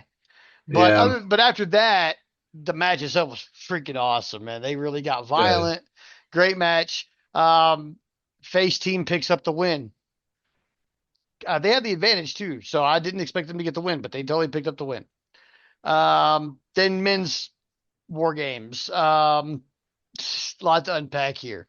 First of all, I want to say Bronson Reed looks like somebody who could absolutely beat the brakes off of everybody and kill you. Yeah, he does. Also is super effective at getting his ass beat. He looked fantastic in defeat here. Just really taking the big bumps. Like, okay, so I'll just go through some of the big spots because this was just a spot fest from beginning to end. Okay. Um, at one point, Tama Tonga was going to kick. So it started with Tongaloa and Jey Uso. At one point, Tama Tonga was going to come in, and Solo stopped him and put out Jacob Fatu. So at that point, when he did that, it was Tama Tonga or Tonga. I always get these guys confused, but it was one of the brothers and Bronson Reed and Jacob Fatu against Jimmy and Jey Uso, Okay. and they were just destroying them. Um, at one point, they had brought a table in. They lay everybody's in. They lay Roman Reigns on the table. Bronson Reed goes up to the top rope like he's going to do a tsunami and then climbs up to the very top. And he goes for a tsunami on Roman Reigns off the very top of the cage, and CM Punk jumps up and grabs Roman Reigns and pulls him off the table. And That's it a was, long way oh down. my God, it was such an impact too because of how big this dude is. Like, my God, it was insane. Um, We had at one point, so everybody's in except Roman. CM Punk cut Roman off and went in before him. So Okay. everybody's in. Wait, can So you do that? well, I mean, they were all in a You can cage, do just that? standing in one communal cage together, like they kind I of like thought they that do in like Blood and Guts. yeah, but I thought like the order was determined ahead of time. No, no, in this case it wasn't. They were just whoever was ready to go or whoever they were sending. That doesn't make any damn Yeah, sense. and Just I put mean, it your didn't. toughest guys in The there at the order beginning. the order of who win and win really didn't have any effect on how the match went. It was good all around. Yeah. Even that entrance part where everybody's kind of getting in it was good. But so they get to the end. It's so, like Roman's still in the cage. Solo is in the ring with everybody, so it's like 9 guys in the War Games, and Solo pulls out a chain and locks the door. And honestly, they played it exactly like I thought they were going to immediately. But the first thing I thought was, you're gonna lock the door and it's an open top cage. Yeah. Like, And then Roman comes walking down the aisle and he pulls on the door and it won't open, of course, because it's locked. He asks the referee for a key. And the referee's like, I don't got a key to that lock. He's like, okay. And then he walks over and he looks up at the cage and he sees the part with the thick bar in the middle. And he yeah, goes, all right. And he climbs it. And I'm like, no shit. yeah. um, Like, I mean, it's not normal for the heels to be dummies. mm, Like, I mean, I guess so this just goes to show how dumb the new bloodline is. um, they are really building Jacob Fatu to be a monster. He Yeah, was eventually put down in this, but CM Punk came in, and like all five of the guy, or all four of the guys are like it's the Tama and Tonga, Jacob Fatu and Bronson Reed are standing in the ring, staring at the door, waiting for CM Punk to come in because they've laid waste to everybody else. And CM yeah. Punk gets out there and he's like, "Nah, I'm not getting in." And it looks like he's gonna leave, and then he pulls up the apron and pulls out his good friend Toolbox from the Ugh. Drew McIntyre Oh fight. man. And so he Oof. gets in the ring and he goes to shit can and everybody with the toolbox. Jacob Fatu comes running at him and he does this crazy like catch running cutter on Jacob Fatu and plants him face first to the top of that fucking toolbox. Pops up like he's about to do the go to sleep and Jacob Fatu pops up right behind him Ugh. and is just shaking it off like nah. And CM Ugh. Punk's like playing it up to the crowd. He's like, I'm going to make him go to sleep. And he turns around and Jacob Fatu takes his fucking head off. Bam! Like, oh, I was just like, oh my God, he got up from that. And then, like, he got up from that. What the? Because, like, Yeah. when he hit him, I said, what the fuck? And he was up so fast. He was up so fast from getting hit like that that I immediately said, what the fuck again? It was back to back, what the fucks. And I barely had That's time to get the first one out before I had to say the second one because he hit face first on that toolbox and got up immediately. Just popped back up. well then. So Wow. That's oof. yeah, I mean it was that's gnarly. putting somebody over real good. So I mean, it was a great match altogether. It was super violent. Sami Zayn showing out. Everybody who had to take an ass whooping took one really good, man. Like especially when like Fatu and Bronson Reed were in there, and it was like Sammy and the Usos, and they're just getting Yeah. thrown around because those are the three strongest guys in the new bloodline against like the arguably, I mean, because we have CM Punk in the equation, arguably the three weakest guys on this team. Yeah. Um, and so they're just like having it out. And then like once Roman gets in, like him and CM Punk look like they're about to have a little bit of a spat, and Paul Heyman comes running up to the cage. He's like, "No, no, no, no, no! Tribal Chief, best in the world. If you coexist, great things happen."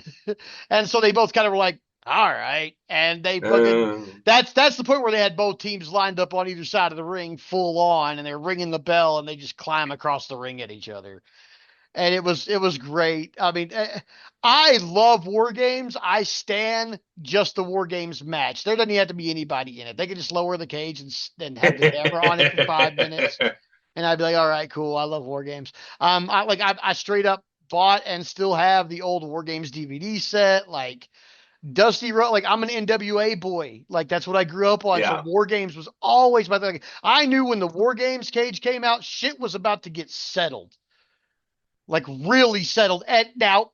But here's WWE that this is okay. So remember I said Gunther and Damian Priest had the lull of the night, and I didn't really want to talk about anything bad. Here's where WWE shot themselves in the fucking foot.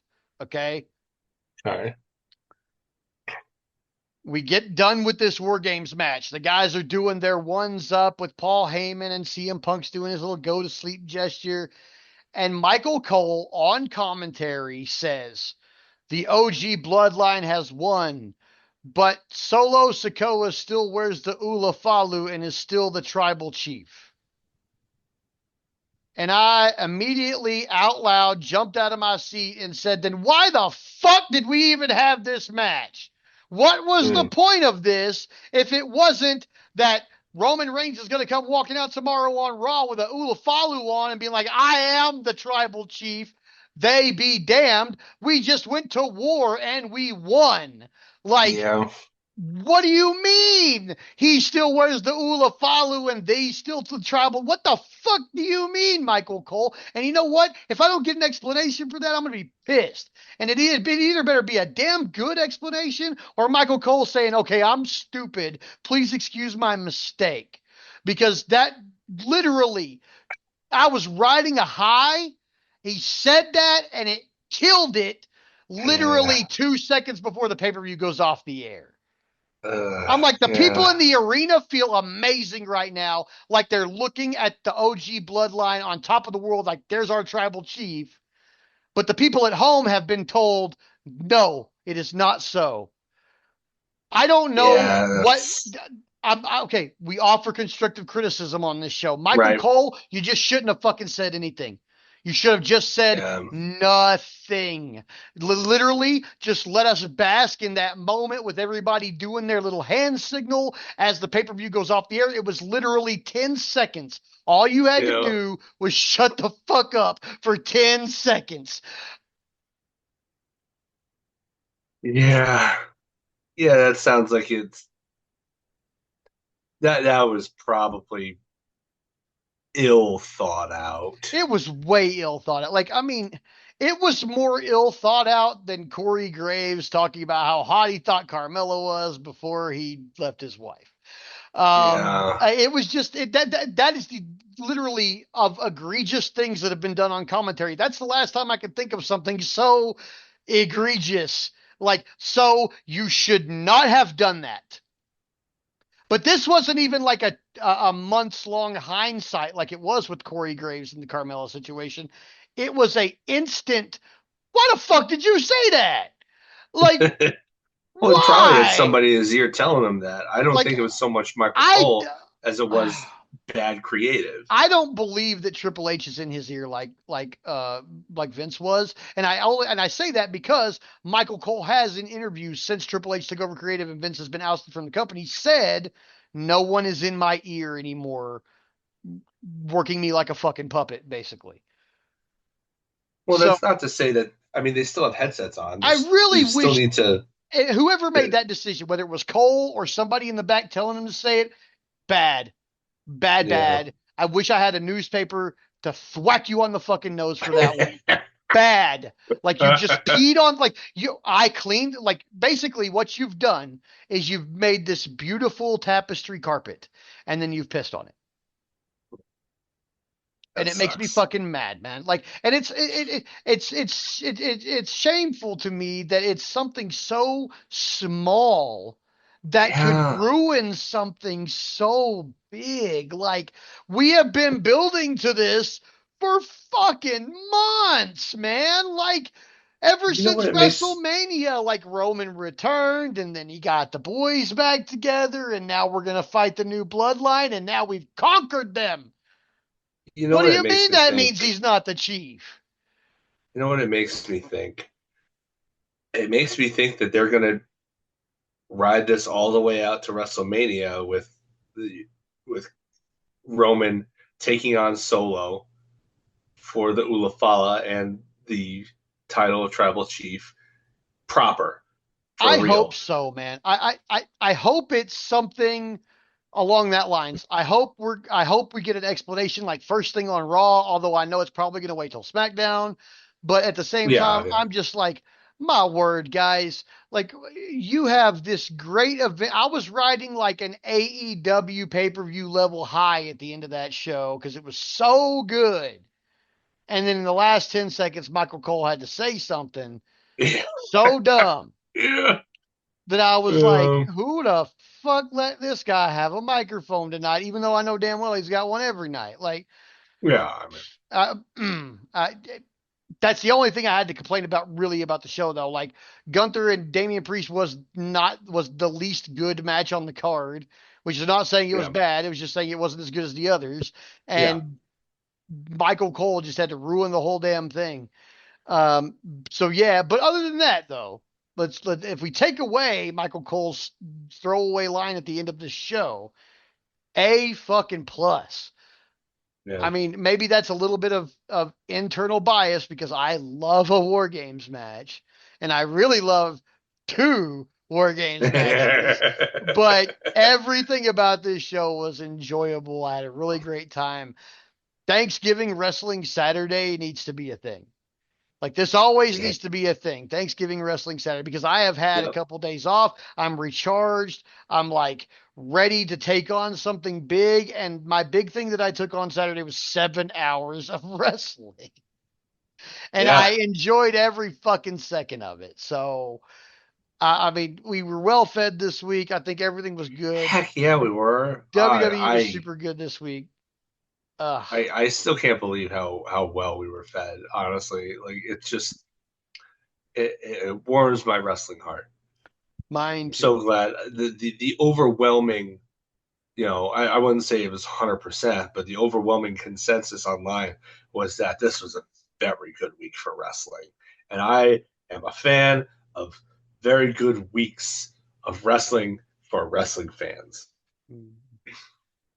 All right. Well, that does it for our hot tag for the week. So, like the veterans do, we're gonna call it in the ring now. Yeah. All right. Yes, it is time to call it in the ring. We were going to do this last week, but the Continental Classic kind of being revealed to us kind of forced our hand in a different direction. Not necessarily forced, but definitely persuaded us in a different direction. So we're going to do what we are going to do last week now, right here, right now for all y'all. So coming off a full year, I thought it would be interesting to because the discourse surrounding the Costco guys' involvement at Full Gear was surprisingly divisive. I figured, you know what? How about we take a little bit of a closer look at some of the best celebrity appearances in wrestling events and some of the worst as well. Um, and that could be as part of a match, or as a Raw guest host, or anything really. Just if they were there, if they were involved in the product in some way, especially celebrities. Going back to the first WrestleMania had been very important for wrestling, and even really before then. For example, Antonio Inoki versus Muhammad Ali, which technically could be considered the very first MMA fight, if you think about it. Yeah. Boxer versus wrestler. It took place, I think, in 1975, 79, something along Something like somewhere in that. there. Yeah. But it predates Vince Jr.'s takeover of WWF by a good margin. So, like, celebrity involvement in wrestling has always had a place. But obviously, with Vince McMahon and WrestleMania and stuff like that, it came to take on a greater focus in building wrestling into what it is today. So they're kind of inextricably linked, whether people like that or not. And the success to which it helps is varying. And you don't really even, honestly, sometimes understand the impact that it's had until long after the fact. So I feel like, if something's egregious, yeah, call it out initially, right then and there. But if it could go either way, sit on it a little bit, see how the impact kind of unfolds. Um, there are a lot of people we could talk about. Uh, one of the first, one of the people that I want to make sure that we get in here though is possibly the one who got involved with it the heaviest and dove into it head first, Andy Kaufman. Mm. Like Andy Kaufman went completely method on it. Like, and this again was long before Vince Jr. This was in the Memphis territory in the 70s when Lawler was young and on top of Yeah. the world. He was almost as young as the girls that he dated at that point. Oh. Yeah, we're going there. We're Grown. we're controversial. Mm-mm. No, but seriously, I don't think anybody in the history of celebrities in professional wrestling is ever going to match what Andy Kaufman did. He fooled everybody. He Mm. fooled the boys. He fooled the audience. He fooled David Letterman. Like, he almost fooled Lawler, who he was Yeah. actively working with, who was the only one who was really in on it. You know, outside, I mean, he was the promoter too, so it was really kind of only him. And Yeah. he was working Lawler half the time. Nobody went all in on it like Andy Kaufman did. Hmm. He was somebody who was controversial. It was somebody who blurred the lines to a point where people were really, really irritated with him. But like, he was a performance artist, man. He was just a performance artist bringing his brand of performance art to this other brand of performance art. Hmm. Like, it was, he understood it in such a way that eclipses, I think, even a lot of people who were in the business, because he saw it for what it really was. Yeah. You know, where people, you know, he entered this world of kayfabe where everybody took it so seriously, and he took it so seriously, but from the angle of, yeah, this is a work, baby. I'm gonna work everyone. He was brilliant, absolutely brilliant, and probably doesn't even to this day. Even they made a movie about him. They, Hmm. they made Man on the Moon about him, starring Jim Carrey, and to this day, I don't think he gets the credit he deserves for helping wrestling the way that he did, because he helped legitimize it, because he took it so very seriously. Hmm. Yeah. I mean, and he was like, there were certain of those women that he was really fighting, like really off the street. He was picking girls he thought he could beat up, and he was really doing it. Yeah, And then he was working everybody past that point. Once he got a name going, he kind of worked the hell out of everybody. I mean, perfect example of a celebrity coming in and respecting the business and leaving it better yeah. afterwards. Even if he left everybody irritated in his wake. That's the best part. Yeah, right. Back when he could have, like, I mean, he did all that back when he could have legitimately been stabbed because Yeah, fans got that heated back then. Like, I mean, especially in Memphis, oh because yeah, like, Memphis if was you a were work if you were working in Memphis or Puerto Rico, there was a very good chance you were getting stabbed if mhm, you were a heel yeah, and you worked that well. a Like, better than average chance for sure. yeah, Yeah. So, yeah, I mean, Andy Kaufman definitely goes on this list as far as yeah, people who did right by us.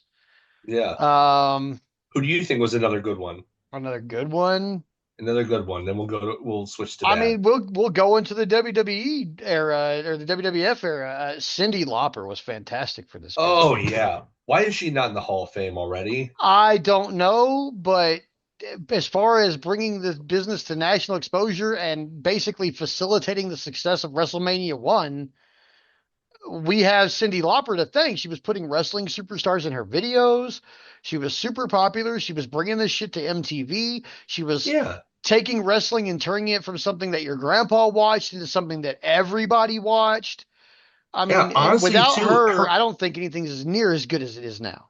her pop star status was probably second only to Madonna at that point. Hmm. She was an enormous worldwide star. Hmm. Like, to have that kind of uh, endorsement, I mean, that was enormous. You know, that pairing with MTV would not have worked. I mean, it would have worked, but it wouldn't have worked Hmm. nearly as well without Cyndi Lauper's involvement. Yeah. You were absolutely 100% on the ball with this one. Yeah. See, 100%. not only was it like somebody super huge that people paid attention to who was paying attention to wrestling, thus making the people who paid attention to them pay attention to wrestling. It was also somebody who was, because like they could have done this with like, like, okay, let's say Liberace, who also performed at WrestleMania 1. Yeah. Um, they could have done this with only him, and even if they had the partnership with MTV in the same way, just with him, it wouldn't have done it.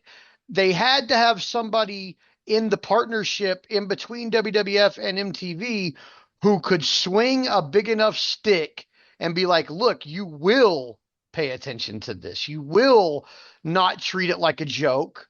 You will be serious about this because I'm serious about this. And she took it seriously. She had a heck of a good promo for being like a very diminutive little Yeah, fireball that she was. I mean, just the like a lot like Kaufman, wrestling would not be in the position it is today without her. 100%. And I don't think that MTV would have taken the deal or the partnership as seriously without her either. So it put them in a really advantageous position. And then on top of all of that, she respected the business and treated it seriously. She didn't treat it like it was some joke where she was coming in to make an appearance and cash a check. Oh, she She got it, man. she understood the assignment and yeah, so that's definitely my number one for sure. Yeah. Uh, uh, uh, Fun fact: my dad still to this day harbors a crush, little celebrity crush on Cyndi Lauper. I mean, I have my own, so I can't hold it against Yeah, him. I can't But hold it like, against him. I mean, I just think it's funny. Mhm. My mom thinks it's less funny. Uh, uh, going over to the worst celebrities. Oh man. Um, for a second, I honestly think that, man, as much as I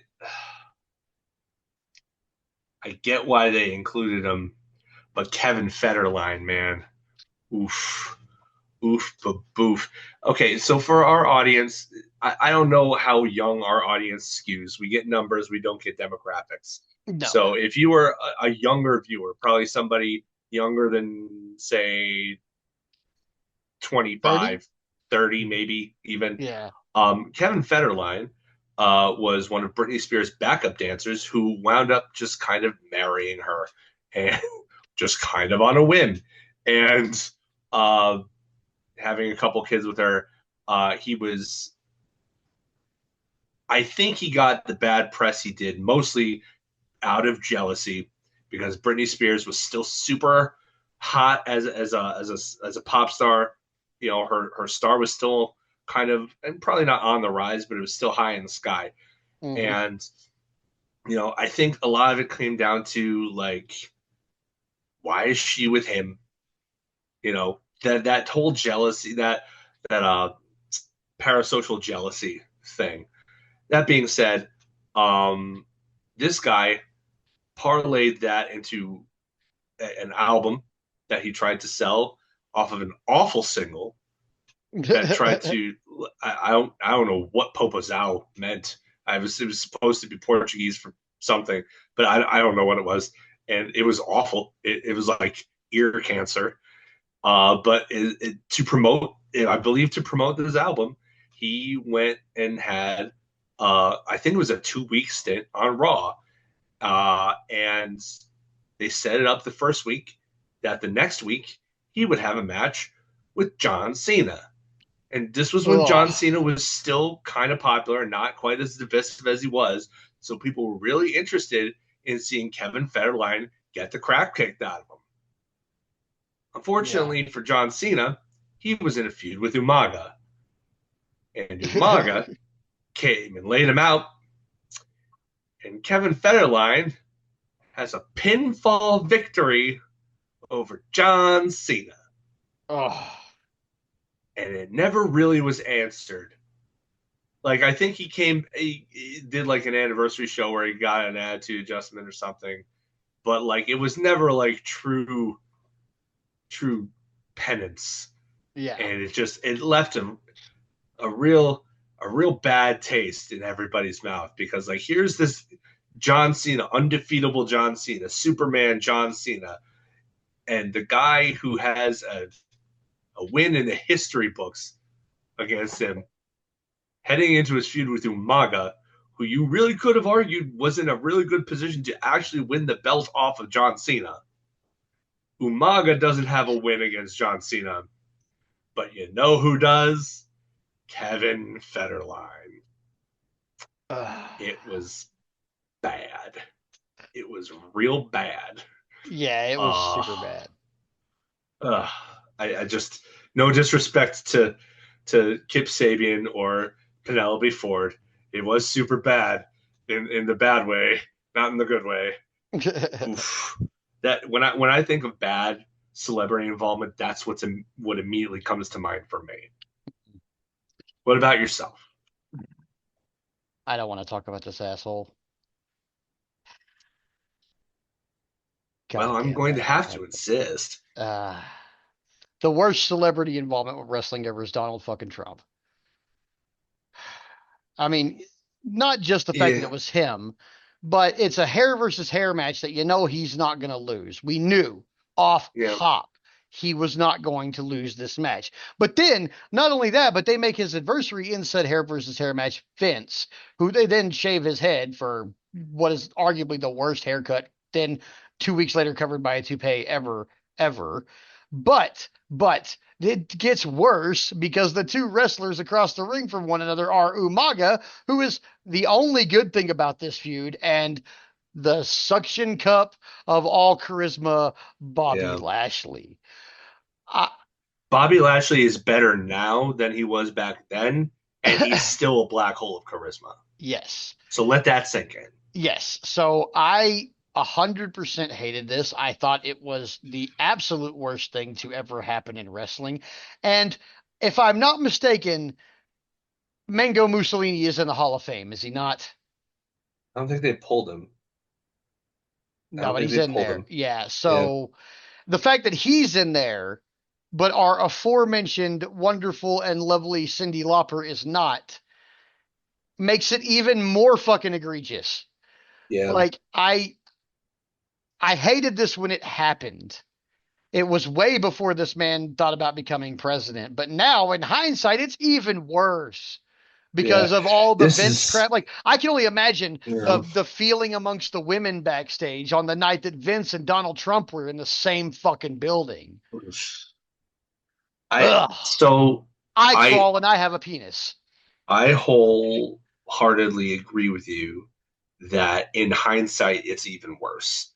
I also agree with you that I did not care for it when it happened, but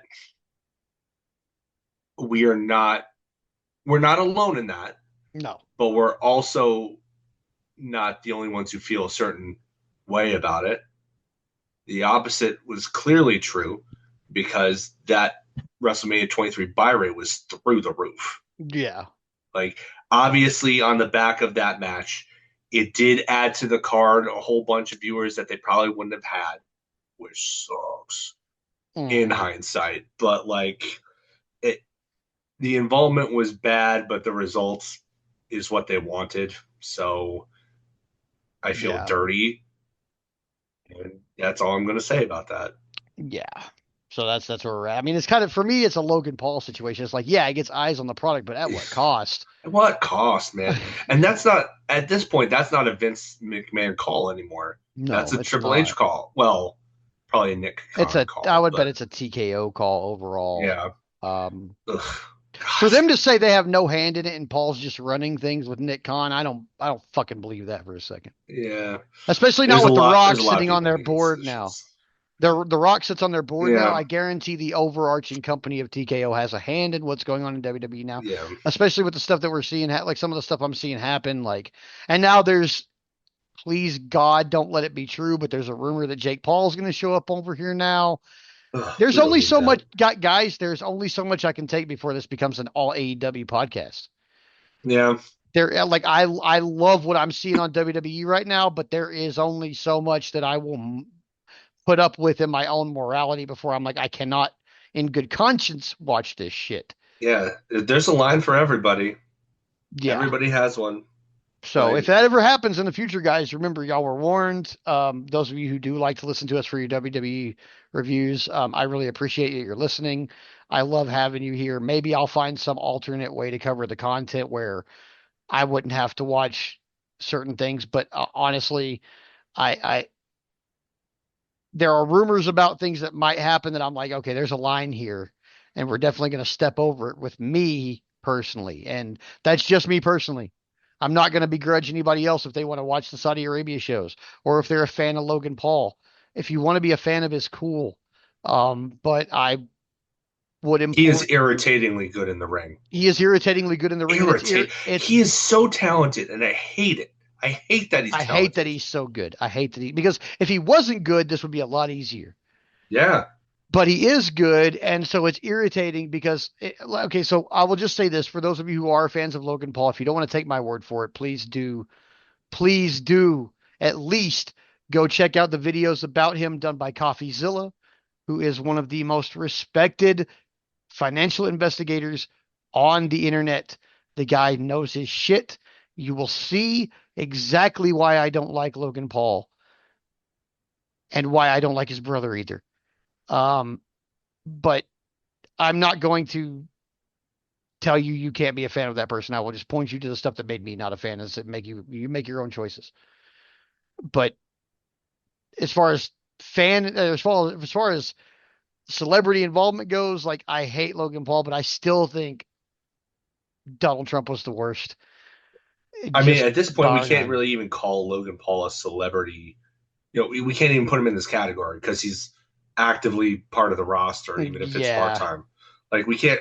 That has to be a separate category. Yeah. He's Like been the we can't US include him in champion. this. Yeah, we have to Yeah, put him on a list with people like oh well this list would include him and a dickload of fucking like mid and late 90s WCW stuff like Carl Malone and Kevin Green and yeah, people like that. So yeah, because other than him, I don't know any like YouTubers who made the crossover. Because kind of before Logan Paul, it was all like the Jackass guys and Seth yeah, Green and like legitimate celebrities. yeah. Um, I mean, what makes somebody a celebrity this day and age is a lot different than what we were growing up because the world is a lot different. We have yeah, to look at people from the internet world, the streaming world, and consider them on the same kind of level yeah, simply because they just because they involve themselves in a different medium doesn't mean that they're any less of a personality or anything like that, which kind of leads me to where I was going with this.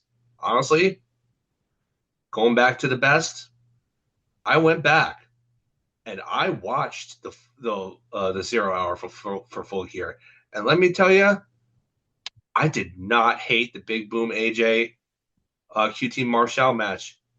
In fact, I really enjoyed it. I gotta say, I don't find Big Boom AJ and his family's shtick online terribly entertaining. I think it's kind of obnoxious, but this worked for me. It mhm. was as good as it could have been. Like I was, nobody was more surprised than I was.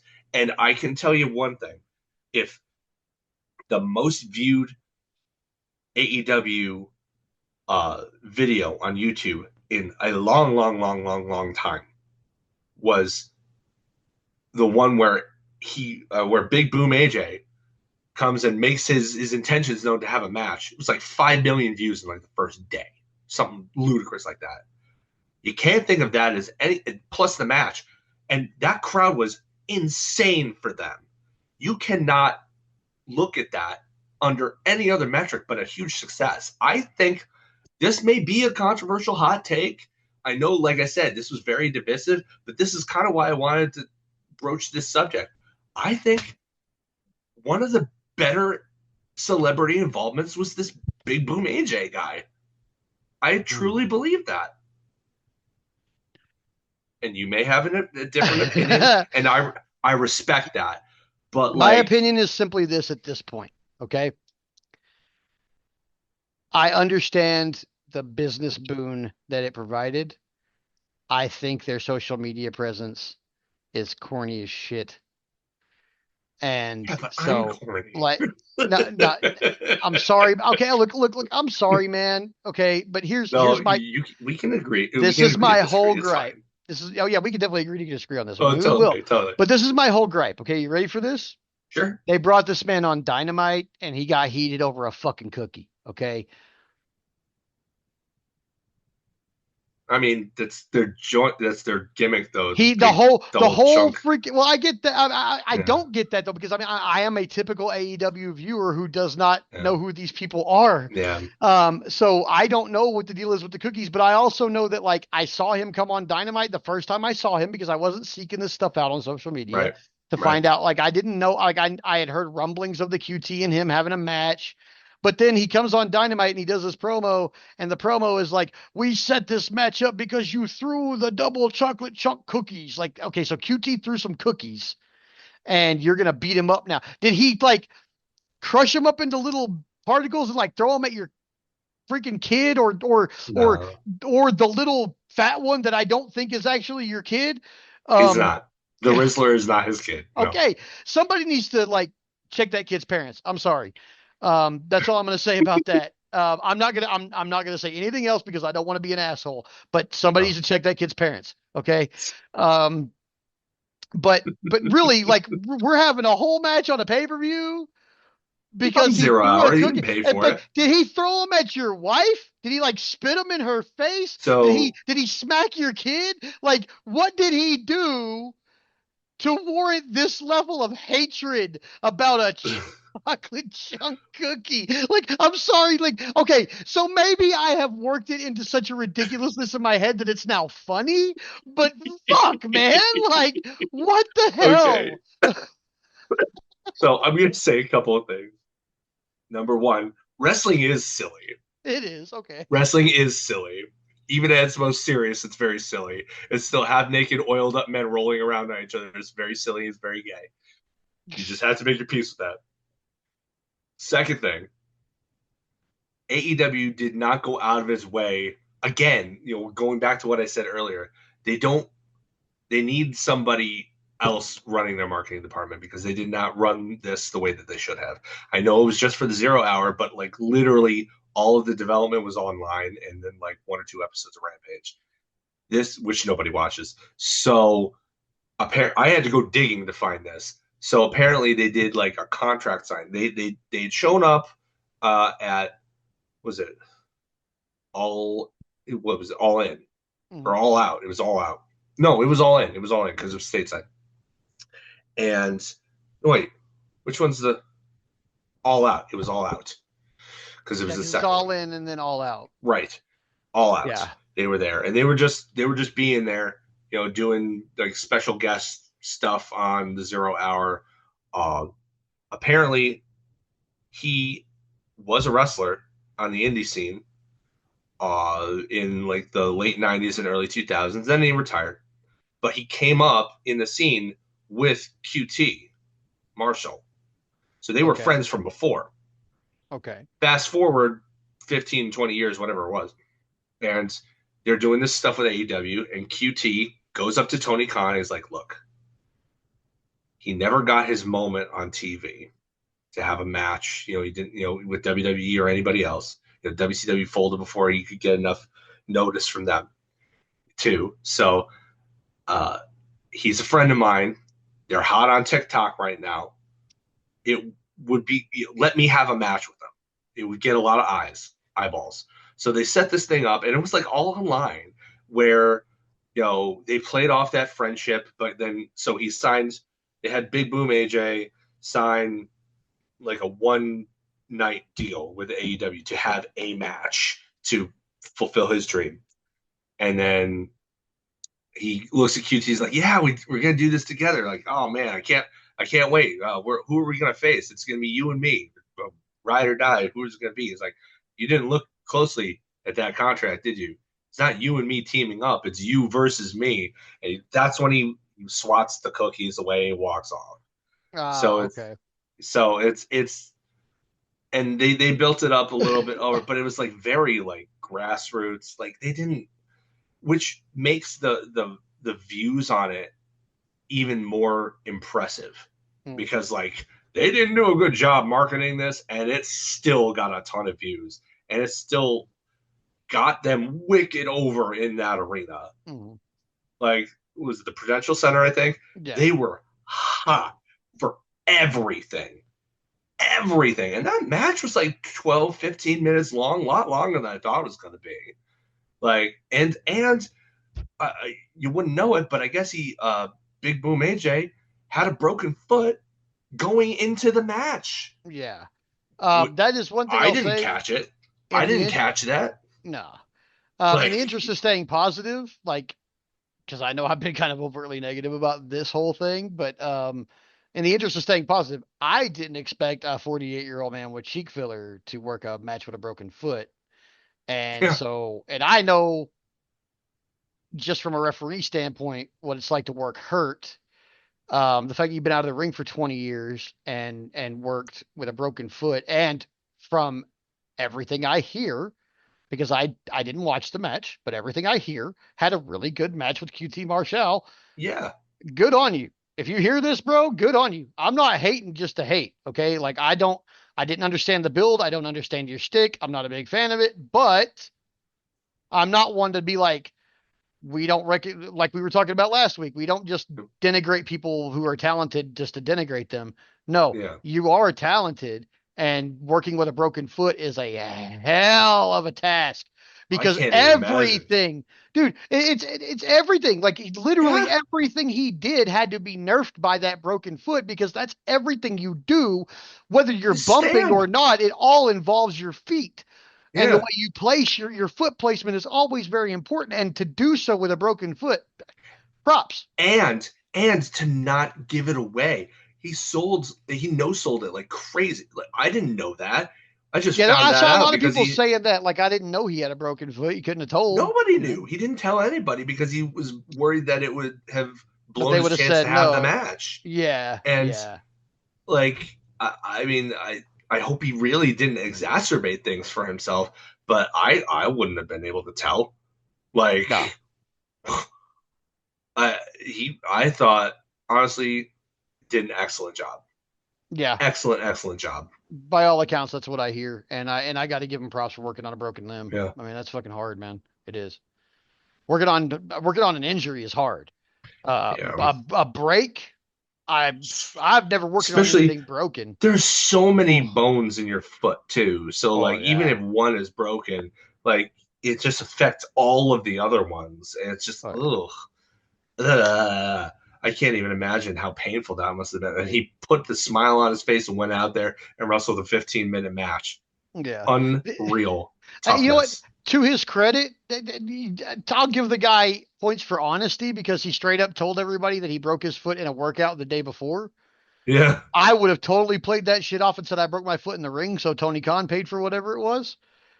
No, Which I'm yeah. sure he still probably will because Tony Khan, by all accounts, is an extremely kind and nice person. Yeah. And I mean, like literally, by all accounts that I've heard, he's like an extremely Yeah. kind dude. So Yeah. I imagine he's probably like, yeah, I'll take care of your foot getting fixed. If you got to have surgery, we'll take care of that. We'll cast you up, and maybe we'll see you back on the show again because it did so good. But yeah, I mean, like I totally would have been a little less honest than that guy and be like, nah, I broke it in the ring Yeah. on this Mhm. particular move and just picked one that hurt me a lot, you know. Yeah. And just because I know the company would have picked up the bill at that point, but like that's just me like being that like, oh crap, if I'm not working and I did this not at work, Yeah. you know, That's the grinds talking. That's the that's the American grind talking. grinds. Yeah. So Yeah. I mean, so big props to that guy for at least even after the fact being like up front and being like, no, I broke it the day before and just Yeah. decided not to tell anybody. Big Like, ups. yeah, Big big respect. ups to that. That's That respectable. shows that Yeah. shows integrity, and that's Yeah. sorely lacking in all sorts of everyday life, really, Yeah, it lately. sure is. Is there anybody else that you wanted to talk about before we wrap things up? No, man, I think that's pretty much Either it. good or bad? I mean, I'll give some like, yeah, I mean, special mention on both sides to Mike Tyson because the Yeah. DX angle was dope, but he also slept through a dynamite Yeah. with the TNT title in his lap. So, It evens out. honorable mention for Mike Tyson being in both Slash categories. dishonorable mention. Yes, slash Uh, dishonorable. I'll do the same then. I'll give the couple people I was thinking of honorable mentions to Bob Barker, who did a Okay. fantastic job. Probably the best Raw host. His Hmm. stuff with Jericho was brilliant. Yeah. Okay. Um, and one of the few people to almost make Chris Jericho break character too. That's an achievement in and of itself. Um, a Stephen Amell too. I wanted to bring up. Oh gosh, Definite man. fan, super hardworking. Kind of, I have kind of an issue with him because he was kind of a scab in the recent writer strike, but um, or the SAG strike rather. But as far as his in ring, he was part of the original All In. He had the match prior to that with Cody Rhodes and Adrian Neville. Like I thought, heels. He got off the ground. Heels wouldn't have been made if it wasn't for him. Mhm. Like I thought, great And he's job there. great in it. Yeah, I mean he's I've seen only one episode, but I think he's better in that one episode than the entirety of Arrow, and I like Him and Arrow. CM Punk are great in it, man. It's a good show. You should check it out if you haven't watched the rest of it. As It's so far as good. dishonorable mentions go, First off, before we move on to that dishonorable mention, hashtag bring back Arrow Club. Proceed. worse though, LeVar Ball. I thought he went into business for himself, and it was just awkward and trashy. And I despise that man with a level of bad. disposition. I hate him. I hate the way he exploits his kids. I just don't like him. It's real grody. It is. He's just a scumbag, and you can fucking tell. It's like Beyonce's dad. Jeremy Piven sucked. Oh, sorry, God, he was terrible. The Summerfest. Boy, yeah, I will give him props for doing that crossbody off the top rope when he had acrophobia. I'll give him that. I'll give him because that takes guts. But Ari Gold, he was not. No, it's like Ken Jeong. I love Dr. Ken. But he was paired with Jeremy Piven here, and he didn't really add anything at that point either. No. So, and then the last one I'm going to mention, dishonorable mention, Art Donovan. How much does this guy weigh? Oh God, Art Donovan. Why would you put somebody who doesn't know a damn thing about pro wrestling on commentary for Mike a Adamle, whole night? Anybody? Jeff Harvey, y'all. God. And you know what? It was so bad about that when they brought Mike Adamle on. Here's my last dishonorable mention. When they brought Mike Adamle on, I was like, I love American Gladiators. Me too. Awesome. I thought it would be great.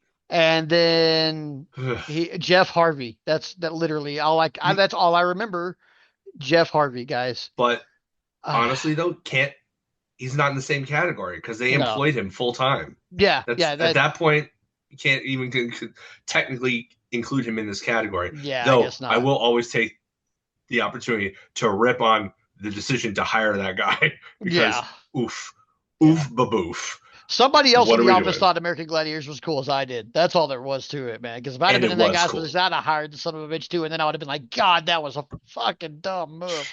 Yeah. Well, they figured it out quickly because they made him. They took him off commentary and tried to make him a general manager for ECW, and it did not work out. Yeah, that didn't work out either. But WWE ECW didn't work out at all. Yeah, garb. There were some highlights. I mean, there was CM Punk and John Morrison and Do-Rag Vince was kind of funny. He who shall not be named, that was the champion there for a little bit. But other than that, like I really don't. Yeah, it was not what I wanted as a ECW guy. So yeah, but that was pretty much it for this week. Yeah. So remember to check us out on the socials, guys. Join us on Blue Sky for the conversation in between this week's episode. Have a great week, and we will see you next Monday. Yeah. Come back and join us next week. We'll talk about whatever we feel like. As always.